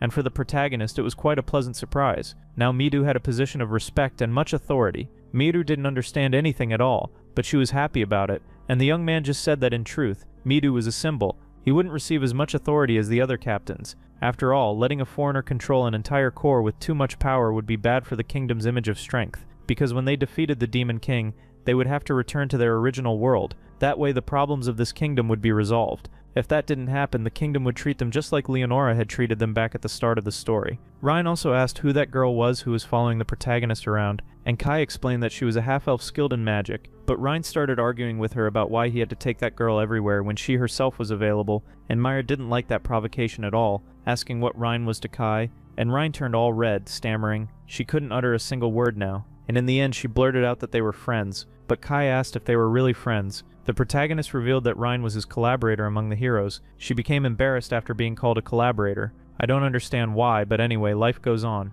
Meyer asked if they had been friends in the world they came from, and no, they had never even talked in the other world. But putting that aside, she asked what their next plan would be. That was because Kai was going to move from the shadows of the whole group, and would also make Ryan his messenger to them. But she questioned why she couldn't go with Kai. She wanted to accompany him, and he ended up asking himself that as well. He stopped for a moment to think and looked at the two girls standing side by side. Then he just shook his head. He had to refuse that idea. After all, she was his only contact. After all, everyone else was hostile, and her position was very important. And upon knowing that she was important to Kai in this mission, she decided to help in that way. She also said that there were a few people who looked at Kai with great respect, like Midu and Narumi, and it wasn't as if the protagonist cared about that. His true mission was to defeat the Demon King, and he knew he couldn't destroy the Demon Empire alone. He had to rely on everyone's help, and that's why he would train them. He even revealed that they had fought against Winberg, one of the celestial demons, but it had been an extremely difficult victory. They had almost failed. Henrik was completely shocked to learn that only 2 people had managed to defeat a celestial demon. Meyer burst out laughing because that fight really had been tough, and Rhinus couldn't believe how much Kai's power had grown. After all, only he and that girl had managed to defeat a celestial demon. So probably that girl he trusted wasn't just some ordinary person. She must have been incredibly strong, and compared to her, Rhine knew she was very weak. The protagonist once again remembered Isabel. After all, the enemy army contained beings of unimaginable power. The protagonist simply left, saying that he would make contact again soon, and Rhine just thanked him and said she would keep all communication with the protagonist. Kai also told her to send a message to Midu, saying that his mission was to defeat the Demon King, and that he would keep walking that path. Meyer also said goodbye to the girl, and Rhine just stood there watching the 2 of them leave for their new mission. She was extremely frustrated that she couldn't do anything with the power she had, so she needed to become stronger. After the fall of Stone Gaia, the Holy Army began invading the demon territories. Together with the new hero corps led by Captain Midu, they managed to wipe out the enemy armies. That way they reclaimed several fortresses along the way. They even reached the city of Neutral, where the protagonist had defeated Winberg,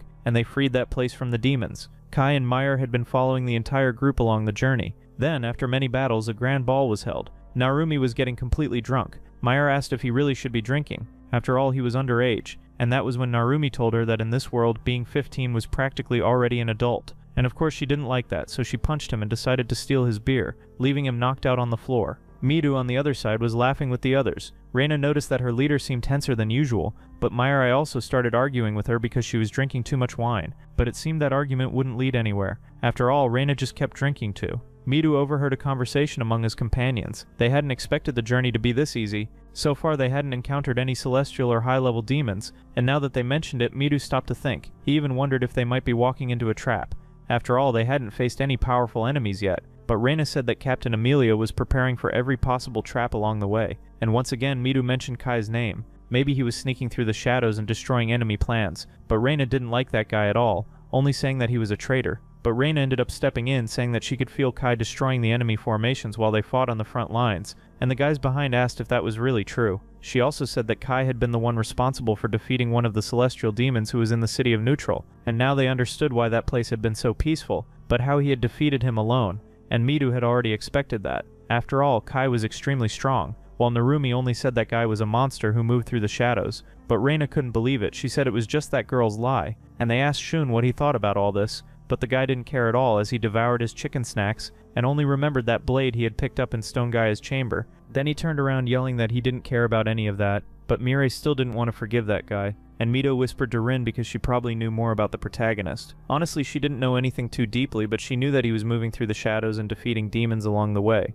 heading to the west of the city of Neutral. In the demon territories, Kai entered a forest full of giant green monsters looking like the Hulk himself. One of them immediately charged in, trying to hit the protagonist, who calmly dodged, but he didn't have time to think and counterattack, so he threw earth directly into the eye of one of those monsters, and in an unbelievable way, managed to summon lightning from his hands. But he felt pressure from a hand coming toward him, and was completely startled because one of the enemies was swinging a massive strike down at him. That was when the fire of the salamander burned all those ogres, and they all fell to the ground quickly. And he only said that Mayor's intervention wasn't necessary, but she did it because she saw that the magic he was trying to use had failed. That was because Kai was training magic together with Mayor, but controlling mana was something very difficult. But she praised him because the lightning element was extremely rare. Unlike the elemental control the other hero candidates in their class had, lightning was extremely difficult to control because its nature was very unstable. Mayor began advising him on how he should use magic. He should simply clear his mind and visualize the spell being cast. That way he would form a mental image of how to use his power, and would be able to do it faster in battle.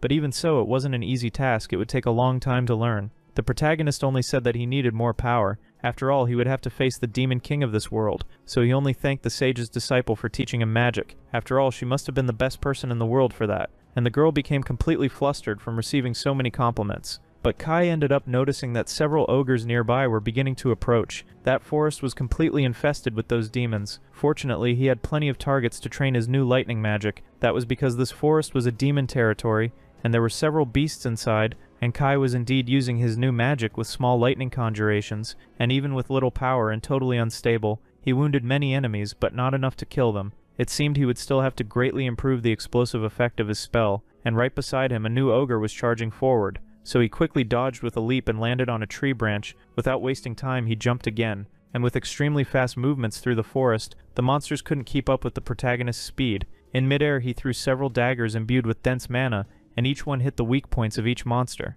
The beasts were completely terrified to see this monster among them. For Kai, now his greatest source of damage was using daggers imbued with mana, and right behind him, a gigantic beast with sharp claws was charging, but with a swift and clean slash, its head went flying. The protagonist was imbuing his whole body with mana to become faster and stronger. Right ahead, with no distractions, more monsters were advancing, and I find it impressive how so many monsters of different races coexist in harmony in that place. Kai shredded each of them with his sharp daggers and once again climbed onto a tree while watching all those monsters below, already planning his next route. Right below the tree, one of the red ogres started smashing it. Kai didn't expect there would be so many monsters in that area to fight, and the tree he was standing on was completely destroyed. He fell and once again faced the monsters ahead because that was already more than a whole platoon of demonic creatures. Right behind them was an even larger monster with a far more terrifying appearance. He used judgment on it because that one was indeed the leader of those monsters. He stared at that creature, it was now his preferred target. And Mare was already completely exhausted and crying because that platoon seemed endless. She was simply annihilating all the monsters with several elemental fire attacks and yelled to Kai that they had to get out of there because it was impossible to continue along that path. The protagonist agreed. They had to take another route. That was because all the monsters beside them had been completely wiped out. That way the two of them sped out of that place. The protagonist realized that this area was infested with monsters, and of much higher levels too. That was why it wasn't inhabited by humans. But he revealed that the monsters there were controlled by demons because they had low intelligence. In other words, they worked directly for the demons, but minutes later they had to stop running because they had truly entered a fully demonic territory. And they understood why the enemy troops never stopped coming. There were thousands of hordes down below. A week had passed since the reconnaissance mission that the protagonist had carried out in the demon territory. The holy troops were advancing because today was the day of the attack on the demon territory, and they began invading that forest filled with strange miasma. Not long ahead, they encountered demon hordes. The monsters were extremely aggressive. Besides that, they were very numerous and managed to defeat the soldiers in direct combat. But that wasn't a problem for the hero candidates who advanced mercilessly. However, the regular soldiers only served as food for the monsters. Even under Captain Amelia's command, they still couldn't move forward. Heinrich knew that they were now completely within demon territory, meaning they were out of formation, and Midu asked if there wasn't a high-level demon controlling all those troops. And indeed, there was a high-level demoness, and she was toying with them because she simply didn't care about anything that was happening. That was Elsa, a high-ranking demoness who didn't care how many monsters she used. She only needed to eliminate the humans. After all, by her side were several other demons also waiting for those knights, and they began advancing across the field, completely terrifying the soldiers. Midu shouted that they had to retreat, or else they would be annihilated. Thus the captain yelled to her troops that they were pulling back. Several soldiers ended up getting lost in the middle of that forest, and the demons laughed, saying it had been easy to claim that victory. That was because they were following Amelia's orders. She was simply a phenomenal strategist. One of them joked that the humans wouldn't dare invade demon territory again after seeing their military might. Another demon wondered if the Demon King's army wasn't going to invade the human territories now that they had already conquered the Beast Federation. They would probably win easily against those weak humans. And listening to all of this was Kai, sneaking through the forest, and Mare couldn't understand how they had conquered the Beast Federation, and for the protagonist that was quite interesting information. Then, back in the human kingdom, Rin was healing the soldiers who had been injured in the last mission. Meanwhile, in the war room, all the captains were gathered and discussing. Amelia was worried because they had managed to venture into demon territory, but it had been very difficult. All the troops had been defeated, so they needed suggestions, and honestly the captains had no idea that the monsters would also be on the demon side. One of them even said that it must be a trick by the demons. They were definitely enchanting the monsters. Rainey said the same thing. After all, the humans had achieved several victories. It was time for the demon army to show its claws. There was probably someone leading all this. Midu was certain of it, and based on all the information they had gathered, those forests were filled with monsters. Besides that, they couldn't cross because there weren't many paths, and all of them were packed with enemies. None of the captains had any idea how to cross that horde, and every movement could result in losing more soldiers in battle. First, they needed to review the territories they had lost since returning, and Midu kept thinking deeply about everything that was happening. Mireille asked why everyone was so afraid since they had to subjugate the Demon King anyway. They would have to get through those hordes. And the captains knew that, but at that moment everyone was suffering from the losses. Then Amelia asked the girl if she had any suggestions, and she asked why they didn't just increase the number of soldiers. They could just recruit more. but Emilia explained that it was difficult because the number of volunteers kept dropping after every defeat. Mido continued thinking about all the possibilities and what kind of being could have the ability to control monsters, and he said the same thing. They needed to increase the army, but in strength they needed an elite guard. Emilia agreed because the regular soldiers who went to the front lines weren't that strong, but the biggest problem was that they needed to be realistic. They didn't have the time to train elite troops. While the other captains were arguing, Mido finally understood the difference between himself and the other captains there. His goal was to defeat the Demon King and return to his world, while the ones here wanted to save this world and solve all its problems. Reynes looked at the 11th captain and asked what he was thinking about so deeply. Mido simply said that based on the discussion it would take them a long time to defeat the Demon King, but he wanted to do it as soon as possible, and Emilia said that to train an elite troop to do that would take at least 2 years, which made Mido look very uneasy. All the captains agreed with her because entering demon territory was extremely difficult, and considering everything they had done so far, they had already achieved great success. But Mido didn't think that way. He wanted to become even stronger and defeat the Demon King as soon as possible. After all, everyone was depending on his strength and his decisions from now on. He couldn't just rely on the advice of this group of captains. That way, when leaving the room with the others, Reynes felt that her friend was feeling really down. That was because Mido had to agree with the other captains' opinions. He didn't have the strength or authority to do everything on his own. Henrik honestly didn't agree with simply invading the territory recklessly, and Mido asked if he shared the same opinion as the other captains, and Henrik only said that the boy shouldn't do anything that might destroy his enemies. He had to be patient, or else disaster would fall upon them. And when Mido heard that, he was completely shocked, and Henrik stared out the window. That was because most of the hero candidates weren't nearly as strong as him. Rin was also worried. After all, they had to face extremely powerful enemies, and if it weren't for Reynes' hit that day, all of his friends would have been wiped out by Stone Gaia. The captain also said that the existence of beings even stronger than the Celestials was quite possible, because they fed on fear. Still, he was counting on the heroes. After all, they were the hope of humanity, and Mido knew that well, so he was going to tell the others about today's decisions.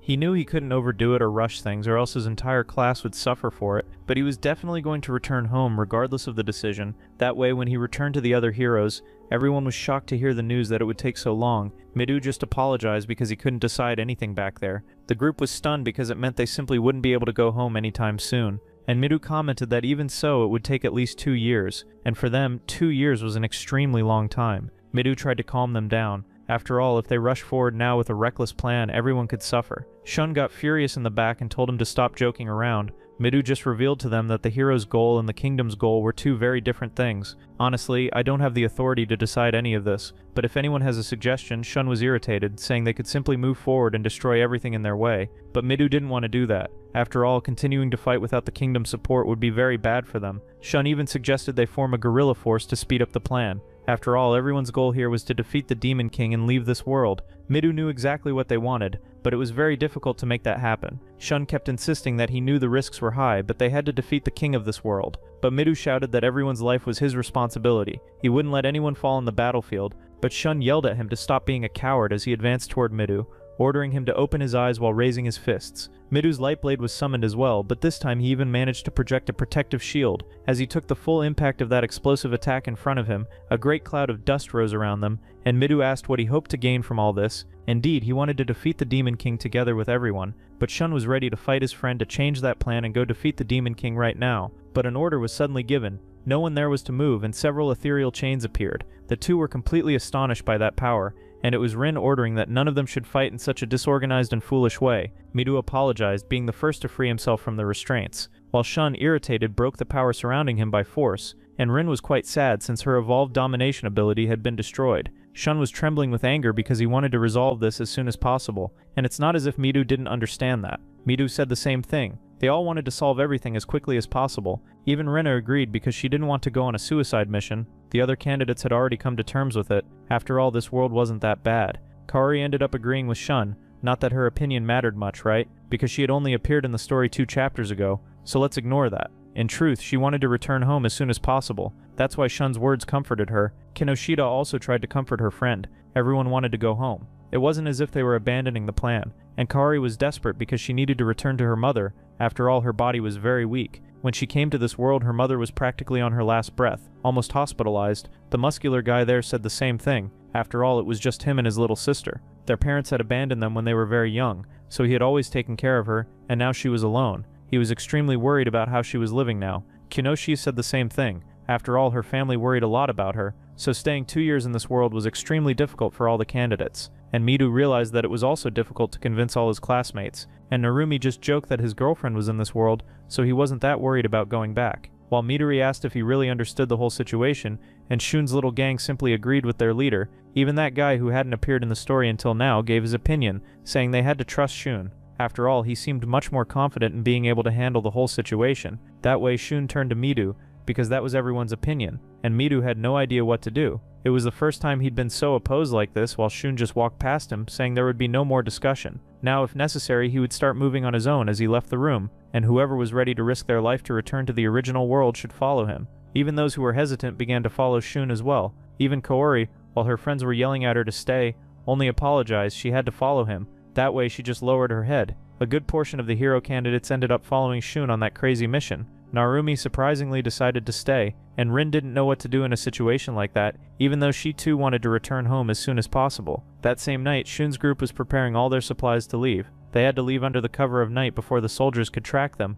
The situation would only get worse if the troops started chasing them too, but Shun got very irritated when Kai appeared from the shadows. The others asked how he dared to show up there, being a traitor, and one of the background characters also said he didn't want to get involved with a traitor who would draw attention. Then they asked Shun what he would do, and Shun clearly wanted to make the traitor pay. He had been waiting a long time to beat him up. The protagonist quickly said that he was there to borrow Shun's strength, and the guy didn't understand a thing. If we go back a few minutes earlier, when everyone was leaving the room, the protagonist was outside, listening to all the drama, and Merritt asked if it was really okay to let the group split up like that, and to Kai it made sense. After all, there were two completely different viewpoints. On Mido's side, he was prioritizing his companions' lives and the kingdom's plans, while Shun couldn't stand waiting any longer and wanted to risk everything to defeat the evil of this world. She immediately asked what Kai would do in a situation like that, and he replied that there were 3 methods to break through all of this. The first was to change the mindset of all the executives of the Holy Empire, that way the armies would move in favor of the heroes against the Demon King.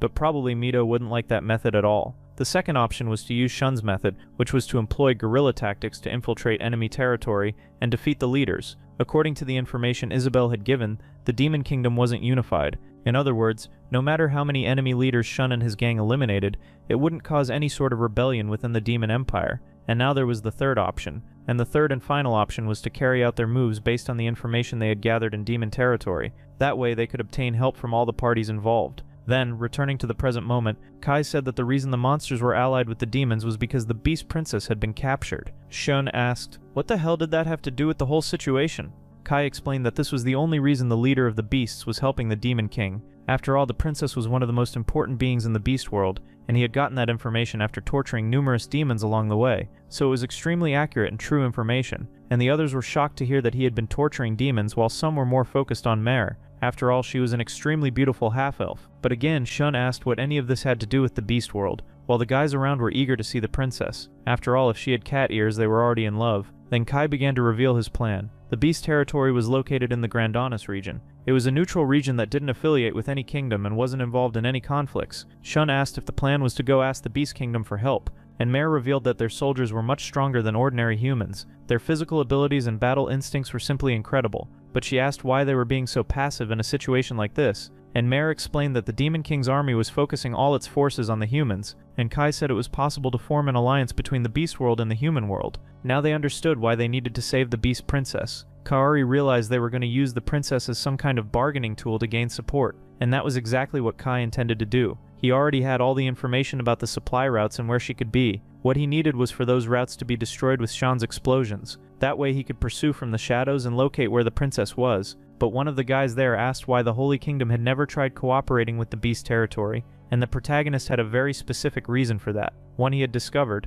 Mare explained that the demons saw the other races as inferior, but humans did the same to the beast species, calling them subhumans, and constantly oppressing them. Because of that resentment, the Beast Federation of Grandana had simply decided not to help the humans. In fact, you could say they hated humans too, and that was why now they needed an equal trade to earn their cooperation. It was quite a convenient situation. After all, since the princess was with the demons, the humans could use that to gain the beast's aid. Mare also stated that the beasts were famous for always keeping their promises. That way everyone fell silent for a few moments. Kai then asked what they thought of this plan. It could be the best route to return home as soon as possible, but Shun was irritated because Kai had just shown up after a long time and was now throwing a completely crazy plan at them. But his companions scolded him, saying not to forget that from now on his decision would affect the lives of everyone there, and Shun only clenched his teeth because he now felt the weight on his shoulders. He looked around at everyone, then he just sat down once again completely frustrated and asked what he had to do to make that plan work. And honestly, I like this plan, okay? It sounds really good for triggering an all-out war against the demons. And what did you all think? I already want to bring the next part of this story because I'm super excited to see what's going to happen. But for that, I need you to leave a comment.